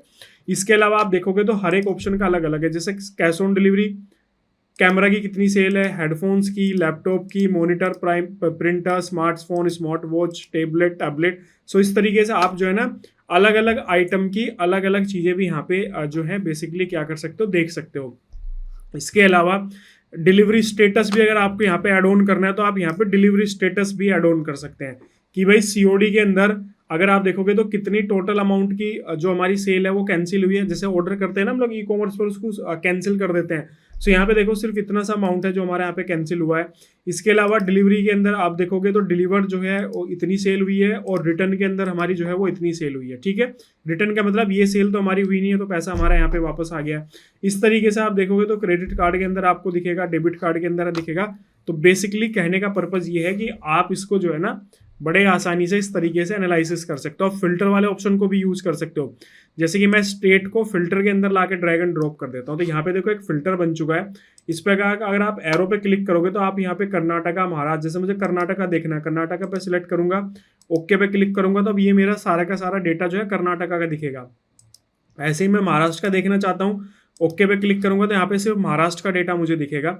इस पर मैं क्लिक करूंगा और यहाँ पे अगर मुझे मल्टीपल स्टेट एक साथ सिलेक्ट करनी है तो मैं यहाँ सिलेक्ट मल्टीपल को सिलेक्ट करूंगा और ऐसे मैं मान लो 3 स्टेट ले रहा हूँ, महाराष्ट्र, तमिलनाडु और उत्तर प्रदेश। ओके पे क्लिक करूंगा तो मुझे भी 3 स्टेट का डेटा जो है वो एक साथ यहाँ पे दिखाई देगा। तो बेसिकली पाइवट टेबल के अंदर आप इस तरीके से सारी चीज़ों का एनालिसिस कर सकते हो। यहाँ से मैं इसको अनचेक कर देता हूँ, अनचेक करते के साथ ही वो सारा का सारा ऑप्शन यहाँ से जो है हट जाएगा। अब यहाँ पे देखो क्या बचा, डिलीवरी स्टेटस भी हमारा यहाँ पे जो है वो हट चुका है। तो इस तरीके से बेसिकली आप जो है ना मतलब इसको ड्रैग एंड ड्रॉप कर सकते हो। जैसे एक और ऑप्शन देखते हैं कि मैं यहाँ पे सिटी को लाके रोज के अंदर ड्रैग करता हूँ और यहाँ पे जो हमारा टोटल सेल है उसको वैल्यूज के अंदर लाके ड्रैग एंड ड्रॉप करता हूँ। सो अभी हमें यहाँ पे ना basically city wise total sale पता चल जाएगी। जैसे यहाँ पे बेंगलुरु में कितनी टोटल सेल हुई है, चेन्नई में कितनी सेल हुई है, कोयम्बटूर में कितना है, दुर्गापुर में कितना है, हावड़ा में कितना है, हुबली में कितना है। तो इस तरीके से, और उसके अलावा ग्रैंड टोटल भी हमें पता चल जाएगा कि हमारी टोटल कितनी सेल हुई है। सिटी का आपको नहीं देखना, प्रोडक्ट वाइज ला सकते हो। तो आप सिंपल प्रोडक्ट को यहाँ से जो है ड्रैग एंड ड्रॉप कर सकते हो रोज के अंदर। तो यहाँ पे आपका प्रोडक्ट वाइज दिख जाएगा, कैमरा का कितना है, हेडफोन्स, लैपटॉप का कितना है, मॉनिटर का कितना है, प्रिंटर का कितना है। तो इस तरीके से आप यहाँ पे बेसिकली इसको जो है देख सकते हो। इसके अलावा आप यहाँ पे डेट ऑफ परचेस वाला ऑप्शन भी, जैसे मैं यहाँ पे ड्रैग एंड ड्रॉप करता हूँ तो यहाँ पे देखो आप मंथ वाइज सेल भी कर सकते हो। तो मैंने बेसिकली यहाँ पे मैं क्या करता हूँ कि सिर्फ जो डेट है, डेज वगैरह ना उसको हटा देता हूँ, सिर्फ यहाँ पे मंथ्स रखता हूँ। ठीक है। सो यहाँ पे देखो जनवरी मंथ, फब मंथ, मार्च, ये बस देखते रहना कि फील्ड के अंदर कौन सा ऑप्शन कहाँ पे ड्रैग एंड ड्रॉप कराओ। सो कैमरा अगर आप देखोगे तो जन में इतनी सेल हुई है, फेब में इतना, मार्च में इतना, इस तरीके से आप देखोगे सेल हुई है। हेडफोन्स की आप देख सकते हो किस तरीके से सेल हुई है, लैपटॉप की आप किस तरीके से सेल हुई है, प्रिंटर की कितनी सेल हुई है, इस तरीके से आप जो है यहाँ पे बड़े आसानी से देख सकते हो। ये डेटा क्योंकि सिर्फ 1 साल का, इसलिए आप मंथ के अंदर एनालिसिस करो। मान लीजिए आपके पास में काफ़ी बड़ा डेटा है जिसके अंदर ईयर्स वाइज डेटा भी है, तो आप यहाँ पे जैसे मैंने यहाँ से डे और वो सब हटाया, तो आप यहाँ से मंथ भी हटा के ईयर को भी जो है एड ऑन कर सकते हो। तो इस तरीके से पाइवेट टेबल को आप बड़े आसानी से क्या कर सकते हो, यहाँ पे यूज कर सकते हो। इसके अंदर आप जो है वो स्लाइसर वाला ऑप्शन भी एड ऑन कर सकते हो, जैसे हम लोगों ने इससे पहले भी देखा था कि टेबल के अंदर हम लोग स्लाइसर जो है वो ऐड ऑन कर सकते हैं। सो जैसे कि मैं यहाँ पे स्टेट वाला स्लाइसर यहाँ पे लेके आ रहा हूँ, उस पर ओके पे क्लिक करोगे तो सेम वैसे ही स्लाइसर आपको दिखेगा जैसे टेबल वाले ऑप्शन के अंदर हम लोगों ने देखा था। आप इसके अंदर महाराष्ट्र, तमिलनाडु, इस तरीके से अलग अलग इसको जो है वो कर सकते हो। मल्टीपल ऑप्शंस को सिलेक्ट करके भी आप जो है सारे ऑप्शंस को जो है यहाँ पे यूज कर सकते हो। तो ये चीज़ आपको जो है यहाँ पे समझ में आ गई होगी। इस तरीके से पाइवेट टेबल को आप बड़े आसानी से क्या कर सकते हो, यूज कर सकते हो। आपकी जो भी रिक्वायरमेंट है उस रिक्वायरमेंट के हिसाब से आप पाइवेट टेबल को यूज कर सकते हो। इसके अलावा अगर आप देखोगे तो यहाँ से आप इसका ना डिज़ाइन वगैरह जो है वो चेंज कर सकते हो। यहाँ से कुछ बेसिक सेटिंग्स वगैरह ये जो ऑप्शंस दिए हैं, इन ऑप्शंस को आप यहाँ से हटा सकते हो। पाइवेट टेबल एनालाइजर के अंदर जो है ना एक और इम्पोर्टेंट है पाइवेट चार्ट, ठीक है। पाइवेट चार्ट क्या होता है, बेसिकली आपकी टेबल के हिसाब से आपको ना यहाँ पे रिकमेंडेड चार्ट्स बता देगा। जो टेबल अभी आपने यहाँ पे एग्जिस्टिंग बनाई है उसके हिसाब से क्या क्या यहाँ पे जो है चार्ट्स वगैरह बन सकते हैं, वो आप यहाँ पे बेसिकली बना सकते हो। बेसिकली अभी हम लोग इसको जो है ना चार्ट वाले ऑप्शन के अंदर अलग से जाके देखेंगे, तो फिलहाल मैं इसको यहाँ से हटाता हूँ। हटाने के बाद अब यहाँ पे देखो ना, ये साइड में आपका पाइवेट टेबल फील्ड का ऑप्शन है। इसको ना अगर मान लो कभी गायब हो जाए इस तरीके से, तो ये ना यहाँ पे दिखेगा आपको। टेबल पे माउस के कर्सर को लेके आओ, पाइवेट टेबल एनालाइज पे जाओ और यहाँ पे इस पे फील्ड लिस्ट पे क्लिक करोगे तो ये वापस आ जाएगा।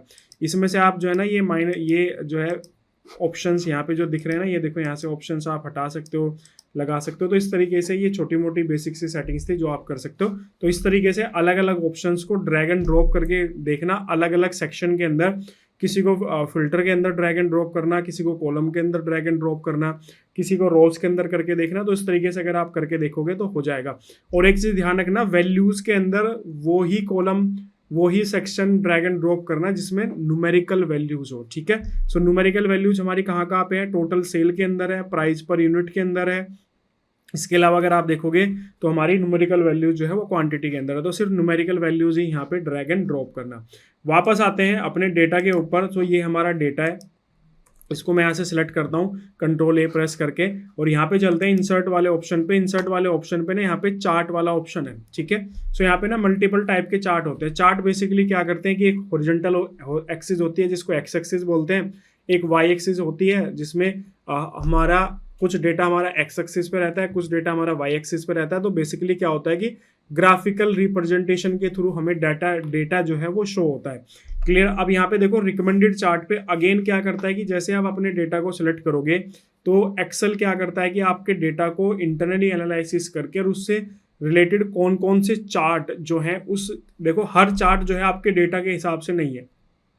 क्लियर। तो ये क्या करता है कि आपके डेटा के हिसाब से जो चार्ट बन सकता है वो आपको रिकमेंड करता है। तो यहाँ पे अगर आप आओगे रिकमेंडेड चार्ट्स पे क्लिक करोगे, सो आपको ये दिखाएगा कि ये टाइप के चार्ट्स हैं जो आपके डेटा के अंदर जो है बनाए जा सकते हैं, ठीक है। तो मैं कोई चार्ट यहाँ से ले लेता हूँ, जैसे मैंने ये चार्ट यहाँ पे लिया, इसको मैं ओके पे क्लिक करता हूँ तो यहाँ पे आप देखोगे कि इस तरह का चार्ट जो है ना मेरा यहाँ पे बन चुका है।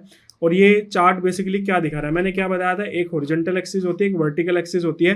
हॉरिजॉन्टल एक्सिस के अंदर अगर आप देखोगे तो यहाँ पे आपको प्रोडक्ट्स दिखा रहा है, camera, headphones, laptop, monitor, printer, smartphone, smart watch, laptop.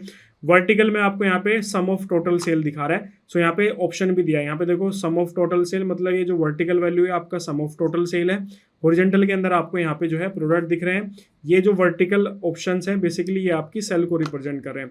आप यहाँ पे इस पर क्लिक करके यहाँ से ना इसका स्टाइल भी चेंज कर सकते हो। इस पर क्लिक करो यहाँ से, तो देखो ये जो पिक पॉइंट्स है ना, इनसे आप इसका साइज जो है ना छोटा बड़ा भी कर सकते हो। आपको जो आपकी रिक्वायरमेंट है उस रिक्वायरमेंट के हिसाब से आप इसका जो साइज़ है छोटा बड़ा कर सकते हो। आप यहाँ पे इस पर जो ये पेन से का निशान है इस पर अगर आप क्लिक करोगे, सो यहाँ से देखो डिफरेंट टाइप के चार्ट के ऑप्शंस हैं। मतलब आप जिस तरह की प्रेजेंटेशन दे रहे हो उसी तरह का जो चार्ट है आपको यहाँ पे दिख जाएगा। तो आप बेसिकली अगर आपको कस्टमाइजेशन अच्छे लगते हैं या आपको कलरफुल चीज़ें अच्छी लगती हैं तो आप उसको अपने हिसाब से इस तरीके से जो है दिखा सकते हैं, ठीक है। इसके अलावा कलर का भी ऑप्शंस है। फर्स्ट यहाँ पे देखो कलर पैटर्न ये है, ये मेरा सेकंड कलर पैटर्न है, ये थर्ड कलर है, इस तरीके से आप यहाँ पे नीचे आओगे तो यहाँ पे और भी डिफरेंट डिफरेंट टाइप के कलर ऑप्शंस जो है वो आपको मिल जाएंगे। तो आपको अगर इसको और कलरफुल बनाना है तो आप यहाँ से इस ऑप्शन को यूज़ कर सकते हैं। इसके अलावा प्लस वाले साइन पे क्लिक करोगे तो यहाँ पे देखो चार्ट्स के एलिमेंट है। सबसे पहले एक्सिस है, इस पर आप क्लिक करोगे सो आप देखोगे कि आपकी जो एक्सिस है ना, एक्स एक्सिस और वाई एक्सिस दोनों गायब हो चुकी है। मैं वापस से इस पर चेक मार्क करता हूँ। अब देखो ये वाई एक्सिस भी दिख रही है और नीचे यहाँ पे एक्स एक्सिस भी दिख रही है। एक्सिस टाइटल भी आप यहाँ पे ऐड ऑन कर सकते हो। जैसे यहाँ पे एक्सिस टाइटल क्या आपको दिखाना है कि सम ऑफ टोटल सेल, और नीचे आपको यहाँ पे प्रोडक्ट दिखाना है। तो यहाँ पे देखो इस पर डबल क्लिक करोगे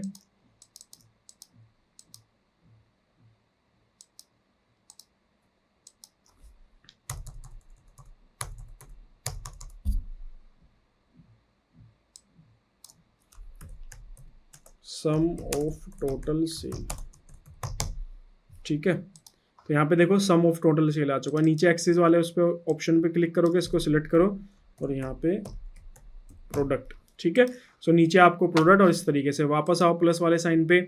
यहाँ पे चार्ट पे से आप चार्ट टाइटल, ये ऊपर जो है ना आपका चार्ट का टाइटल है बेसिकली, तो आप ये भी आप यहाँ पे जो है दिखा सकते हो कि भाई आपका जो चार्ट है वो किस किस चीज़ का चार्ट है, मतलब, ठीक है ना। तो यहाँ पे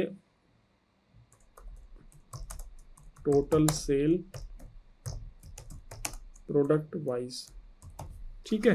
टोटल सेल होगी आपका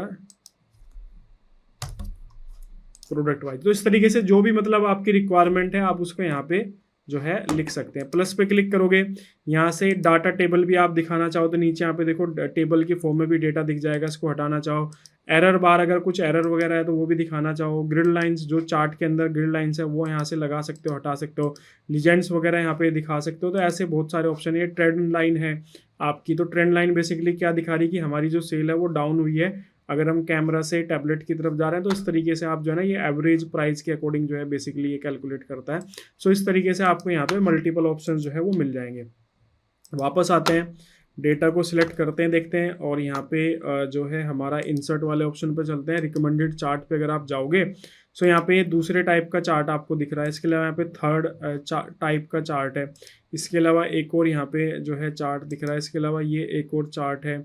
और यहाँ पे इस तरीके से, जैसे मैं इस वाले ऑप्शन को सिलेक्ट करता हूँ, ओके पे क्लिक करोगे, थोड़ा इसको जो है यहाँ पे बड़ा कर लेते हैं।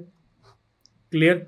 सो बेसिकली ये हमें क्या बता रहा है, ये हमें बेसिकली बता रहा है कि नंबर ऑफ ऑर्डर किस स्टेट से ज़्यादा आए हैं। तो यहाँ पे अगर आप देखोगे तो तमिलनाडु से ऑर्डर जो है ना वो लगभग काफ़ी ज़्यादा है हमारे। उसके बाद उत्तर प्रदेश है। तमिलनाडु में हमारे कितने, तमिलनाडु और उत्तर प्रदेश के अंदर लगभग सिमिलर है, 208 है। उसके अलावा वेस्ट बंगाल के अंदर है, और यहाँ पे फिर महाराष्ट्र के अंदर है, और सबसे कम हमारे यहाँ पे कर्नाटक के अंदर आए हैं। तो इस तरीके से आप ये ऑप्शन जो है यूज़ करके अगेन फिर इसको सिलेक्ट करके यहाँ से आप इसका स्टाइल वगैरह चेंज कर सकते हो। प्लस पे क्लिक करके आप यहाँ से जो भी ऑप्शंस आपको यूज़ करने हैं वो कर सकते हो। और ऑप्शंस देखते हैं कि और क्या क्या इसने यहाँ पे रिकमेंडेशन जो है वो यहाँ पे दिया है। यहाँ पे देखोगे तो ये एक हिस्टोग्राम इसने दिया है। इसके अलावा यहाँ पे एक स्टैक्ड एरिया चार्ट्स है, यहाँ पे भी दिया है। तो मतलब इस तरीके से अगर आप देखोगे ऑल चार्ट पे अगर आप क्लिक करोगे तो यहाँ पे आपको ऑल चार्ट्स जो है वो बेसिकली यहाँ पे दिख जाएंगे। तो हर एक चार्ट जो है वो आपके डेटा के हिसाब से जो है ना वो नहीं होता है। क्लियर। सो आपको क्या करना पड़ेगा, आपको देखना पड़ेगा कि आपके डेटा के हिसाब से जो है वो कौन सा चार्ट जो है वो फिट बैठता है। तो इस तरीके से आप अपने चार्ट की जो है उसको यूज़ कर सकते हो। वापस इस टॉपिक को यहीं पे क्लोज करते हैं। इसके बाद में हमारा नेक्स्ट टॉपिक जो है वो डिस्कस करते हैं। जनरली हमारा लास्ट में मोटिव क्या होता है कि भाई जो भी डेटा वगैरह हम लोगों ने जो भी वर्क किया उसे कैसे सेव किया जाता है। एक तो सिंपल तरीका क्या होता है कि आप यहाँ पे Ctrl+S करो तो आपका डेटा जो है वो सेव हो जाएगा। लेकिन जब आप फर्स्ट टाइम करोगे और आप Ctrl+S करोगे तो ये आपसे बेसिकली लोकेशन मांगेगा कि आपको अपने डेटा को कहाँ पे सेव करना है। मेरी फाइल ऑलरेडी सेव है, इसलिए मुझसे क्या कर रहा है कि मैं एक नई फाइल ओपन कर लेता हूँ। ठीक है, यहाँ पे कुछ भी, जैसे मैं अपना नाम ही लिख लेता हूँ। ठीक है, मैं भी इसको S करता हूँ। जैसे ही मैं Ctrl+S करूँगा सो ये फर्स्ट टाइम मैं इसको सेव कर रहा हूँ। तो यहाँ पे देखो उसका नाम आएगा फाइल का, मैं यहाँ पे लिख लेता हूँ नेम फाइल। ठीक है, इसके अलावा यहाँ पे लोकेशन मांगेगा, आप इस पे लोकेशन पे क्लिक करो। एक तो क्या होता है कि आप ऑनलाइन सेव कर सकते हो, जो कि जो आपका माइक्रोसॉफ्ट की तरफ से वन ड्राइव होता है वहाँ पे आप सेव कर सकते हो। इसके अलावा नीचे आपको फोल्डर के ऑप्शंस मिलेंगे। मोर लोकेशंस पे क्लिक करके आपका पेज जो है वो कुछ इस तरीके से ओपन हो जाएगा, और आप यहाँ पे ब्राउज वाले ऑप्शन पे जाके जहाँ पे भी आपको उसको सेव करना है, जैसे मुझे डेस्कटॉप पे सेव करना है तो मैं डेस्कटॉप पे क्लिक किया, उसके बाद सेव पे क्लिक करूंगा तो मेरी फाइल अभी डेस्कटॉप पे जाके सेव हो चुकी है। अगर आप मैं मिनिमाइज करके डेस्कटॉप पे जाता हूँ तो यहाँ पे देखो नेम फाइल के नाम से मेरी फाइल जो है ना यहाँ पे क्या हो चुकी है, सेव हो चुकी है। तो इस तरीके से फर्स्ट टाइम अगर आप कर रहे हो तो आपको इस तरीके से करना है। दूसरा क्या होता है कि आप इसको यहाँ से सिलेक्ट करो और सिलेक्ट करने के बाद फाइल वाले ऑप्शन पे आओगे ना, यहाँ पे क्लिक करोगे। सो यहाँ पे ना बेसिकली सेव एज का ऑप्शन भी आता है। इस पर अगर आप क्लिक करोगे तो भी आप अपनी फाइल को किसी अदर लोकेशन में, मान लो एक बार तो आपने कहीं अलग सेव कर दिया, अब आप किसी अदर लोकेशन पे इसको सेव करना चाहते हो तो वो भी ऑप्शन आपको यहाँ पे दिखेगा। अगेन जैसे मैं यहाँ पे ब्राउज पे क्लिक कर रहा हूँ, ब्राउज पे क्लिक करने के बाद में यहाँ पे डेस्कटॉप पे आते हैं और यहाँ पे इसको लिख देता हूँ मैं न्यू डेटा, ठीक है, सीट। क्लियर हुआ। अब यहाँ पे देखो नीचे ना कुछ ऑप्शंस है। सबसे पहला है एक्सेल वर्कबुक। तो बेसिकली बाय डिफॉल्ट आपकी, क्योंकि इस जो सीट है वो एक्सेल के अंदर ही है, तो ये एक्सेल वर्कबुक के अंदर ही बाय डिफॉल्ट इसको सेव करेगा। लेकिन आप इसको अदर फॉर्मेट के अंदर भी सेव कर सकते हो। जैसे कि सबसे ज़्यादा यूज जो होता है वो एक्सेल वर्कबुक के अंदर तो होता ही है, एक्सएमएल डेटा के अंदर होता है, वेब पेज के अंदर भी इसको जो है हम लोग कई बार यूज करते हैं, CSV डेटा के अंदर जो है इसको काफ़ी जो है यूज़ किया जाता है। जनरली जब हम बड़े स्केल के डेटा की बात करते हैं और उसको किसी अदर सॉफ्टवेयर के अंदर इंपोर्ट करते हैं तो ज़्यादातर जो है CSV फाइल्स ही हम लोग जो है यूज़ करते हैं। PDF के अंदर हम लोग काफ़ी ज़्यादा जो है उसको यूज़ करते हैं। तो मैं PDF के अंदर करके दिखाता हूँ। जैसे आप इस PDF पे क्लिक करोगे, क्लिक करने के साथ ही अब आपका जो डेटा है ना ये एक्सेल के अंदर सेव नहीं होगा, अब आपका डेटा जो है ये PDF के अंदर सेव होगा। यहाँ से आप इसकी सेटिंग भी कर सकते हो कि स्टैंडर्ड साइज रखना है, मिनिमाइज साइज रखना है। ऑप्शन पे क्लिक करके यहाँ से कुछ छोटे मोटे ऑप्शंस रख सकते हो कि भाई आपको एंटायर सीट रखनी है, एक्टिव सीट, या फिर जो आपने ऑप्शन सिलेक्ट किया है वो सिलेक्शन वाला ऑप्शन यहाँ से करके ओके पे क्लिक करोगे तो अब आपका जो डेटा है ना वो PDF के अंदर सेव हो जाएगा। देखो PDF के अंदर गया और यहाँ पे PDF के अंदर मेरा जो डेटा है ना वो यहाँ पे ओपन भी हो चुका है। लेकिन अभी अगर आप देखोगे तो डेटा जो है ना सिर्फ यहाँ पे क्वांटिटी तक ही मेरा डेटा आ रहा है, और डेटा तो मेरा और भी बड़ा है। देखो सिर्फ इतने पोर्शन तक मेरा डेटा आ रहा है। कहाँ तक आ रहा है? सिर्फ इतने पोर्शन तक, इससे आगे आ ही नहीं रहा है। तो इसकी कुछ सेटिंग्स होती हैं, वो सेटिंग भी देख लेते हैं कि अगर आपका डेटा इस तरीके से नहीं आ रहा है तो कैसे उसको करना है। कंट्रोल A पे करो, पेज लेआउट पे आओ। सबसे पहले तो आप देखो क्या कर सकते हो, मार्जिन कम कर सकते हो। आपके पास में अगर स्पेस कम है तो आप यहाँ पे ना नैरो मार्जिन सेलेक्ट कर सकते हो। तो नैरो मार्जिन सेलेक्ट करने से क्या होता है कि आपका जो प्रिंटिंग का जो एक एरिया होता है ना वो काफ़ी नैरो हो जाता है। नैरो का मतलब ये कि जब भी किसी पेज पे कोई डेटा प्रिंट होता है तो उसके चारों साइड कुछ ना कुछ ऑफसेट रहता है। सो अगर आप यहाँ पे नॉर्मल मार्जिन रखोगे तो नॉर्मल स्टैंडर्ड के हिसाब से रहेगा। वाइड मार्जिन के अंदर क्या होगा कि चारों साइड एक्स्ट्रा स्पेस हो जाएगा। नैरो के अंदर क्या होगा कि काफ़ी कम मार्जिन रहेगा, बिल्कुल कॉर्नर से आपकी प्रिंटिंग जो है वो स्टार्ट होगी। अगर तब भी नहीं आ रहा है, देखो यहाँ पे अभी भी नहीं आ रहा है, ये डॉटेड लाइन मुझे बता रही है कि इस लाइन से आगे का हिस्सा जो है वो अभी भी नहीं आ रहा है। मतलब इस लाइन से पहले कहाँ तक आ रहा था, पहले मेरा सिर्फ क्वांटिटी तक आ रहा था, लेकिन जैसे मैंने नैरो मार्जिन किया तो मेरा ये लाइन खिसक के यहाँ तक आ चुकी है। मैं करके भी दिखाता हूँ। जैसे नॉर्मल मार्जिन करोगे ना तो देखो लाइन खिसक के वापस से यहाँ पे आ गई है। अगर मैं इसको वाइड मार्जिन करूंगा तो ये लाइन और इधर खिसक जाएगी।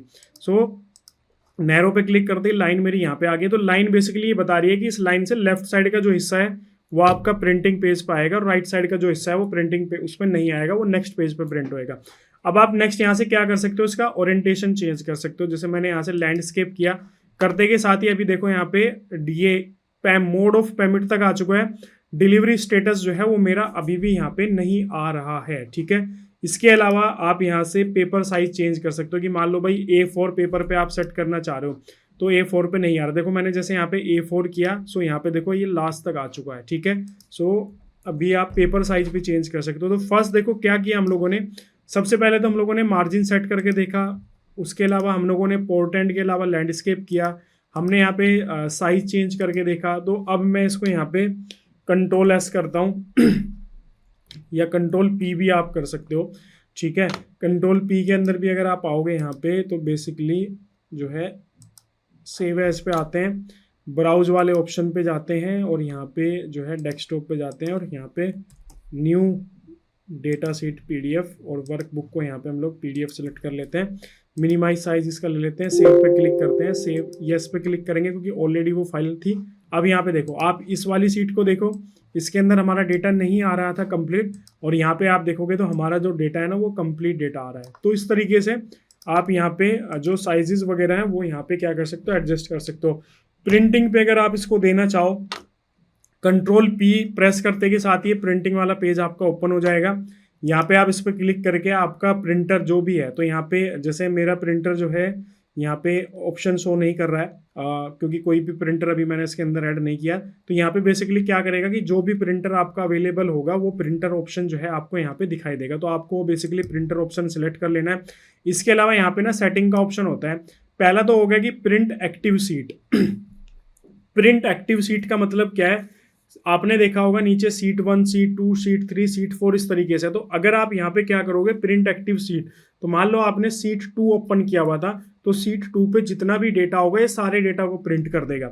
प्रिंट एंटायर वर्कबुक पे अगर आप क्लिक करोगे, सो बेसिकली मान लो एक पूरी वर्कबुक है जिसके अंदर सीट 1, सीट 2, सीट 3, सीट 4, तो ये क्या करेगा, अगर सीट 1 से लेके सीट 4 तक आपकी एक ही एक्सेल फाइल के अंदर है, तो सीट 1 से लेके सीट 4 तक का सारा डेटा आपका ये प्रिंट कर देगा। नेक्स्ट है आपका यहाँ पे प्रिंट सिलेक्शन।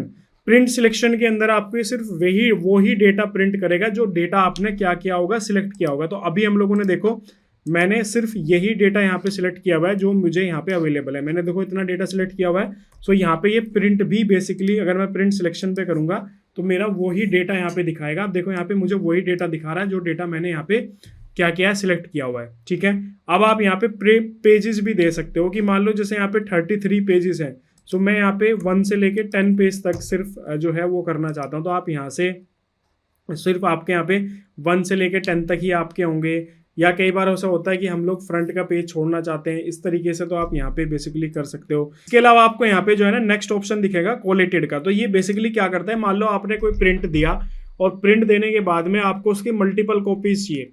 तो अगर आप यहाँ पे 1 2 3 करते हो तो ये क्या करेगा, 1 2 3 के अंदर क्या करेगा आपका कि आपका मान ली यहाँ पे 1 से 33 तक आपके यहाँ पे पेजेस है, तो पहले राउंड में आपका 1 से लेके 33 तक प्रिंट कर देगा। ये आपका एक सेट बन गया। उसके बाद फिर सेकंड प्रिंटिंग ऑटोमेटिकली स्टार्ट हो जाएगी जिसके अंदर 1 से लेकर 33 तक प्रिंट करेगा। तो इस तरीके से आपका एक कंप्लीट सेट बनाएगा। अगर आप यहाँ पे अनकोलेटेड अगर आप इसको सिलेक्ट करते हो तो यहाँ पे देखो क्या लिखा हुआ है 1 1 1 2 2 2। इसका मतलब ये मान लो आपको 10 कॉपीज करनी है, तो ये सबसे पहले क्या करेगा कि फर्स्ट पेज को 10 टाइम प्रिंट करेगा, उसके बाद सेकंड पेज को 10 टाइम प्रिंट करेगा, उसके बाद थर्ड पेज को जो है 10 टाइम प्रिंट करेगा। तो ये आपको समझ में आ गया होगा कि किस तरीके से काम करता है कोलेटेड और अनकोलेटेड के अंदर। तो कोलेटेड बेसिकली क्या करेगा कि आपका मान लो 10 पेज है और आपको 5 कॉपी क्रिएट करनी है, तो पहले आपके 1 से लेके 10 तक सारे पेज प्रिंट करेगा एक बार, उसके बाद फिर दोबारा प्रिंटिंग स्टार्ट हो जाएगी, फिर 1 से लेके 10 तक प्रिंट करेगा, फिर तीसरी बार आपके 1 से लेकर, तो ये कब तक करता रहेगा जब तक आपके 5 सेट तैयार ना हो जाए। और अनकोलेटेड अगर आप करोगे तो सब क्या करेगा, ये फर्स्ट पेज को पहले 5 टाइम प्रिंट करेगा, उसके बाद सेकंड पेज को 5 टाइप प्रिंट करेगा, उसके बाद थर्ड पेज को 5 टाइप प्रिंट करेगा। तो ये ऑप्शन यहाँ पे होता है। इसके अलावा आप यहाँ पे देखो पेज का ऑप्शन भी ले सकते हो, पोर्ट्रेट, और यहाँ पे जो है लैंडस्केप मोड पे आप इसको कर सकते हो। यहाँ से आप जो है पेपर का ऑप्शन सिलेक्ट कर सकते हो। इसके अलावा मार्जिन का ऑप्शन भी देखो आपको यहाँ पे मिलेगा। इसके अलावा आप यहाँ पे स्केलिंग भी कर सकते हो कि मान लीजिए जैसे मैंने यहाँ पे क्या किया कि मैंने यहाँ पे पोर्ट्रेट किया, जैसे पोर्ट्रेट में करूँगा तो यहाँ पे देखो मेरा जो डेटा है ना वो कंप्लीट डेटा यहाँ पे नहीं आ रहा है। ठीक है, सो इसके लिए मैं यहाँ पे क्या कर सकता हूँ, स्केलिंग पे कर सकता हूँ कि यहाँ पे फिट टू सीट 1 पे, यहाँ पे देखो सारी एक सीट पे फिट हो जाएगी। इसके अलावा यहाँ पे fit all column on 1 page पे क्लिक करोगे तो यहाँ पे देखो इस तरीके से सारे कॉलम आपके 1 पेज पे सिलेक्ट हो गए। तो आप बेसिकली यहाँ पे fit all rows on 1 page, यहाँ पे देखो सारी की सारी रोज आपकी एक पेज पे हो जाएगी। तो आप बेसिकली नो स्केलिंग पे क्लिक करोगे तो आपका बाय डिफॉल्ट जो रहेगा वो यहाँ पे दिखेगा। तो इस तरीके से भी आप इसको यहाँ पे कर सकते हो। और उसके बाद में यहाँ पे प्रिंट पे क्लिक करके जितनी नंबर ऑफ कॉपीज आपको रखनी है तो वो सारी कॉपीज जो है आप यहाँ पे क्रिएट कर सकते हो। तो ये बेसिकली प्रिंटिंग वाला सेटअप था। फाइल को कैसे सेव करना है अलग अलग फॉर्मेट के अंदर, तो वो भी आप यहाँ पे बेसिकली जो है कर सकते हैं।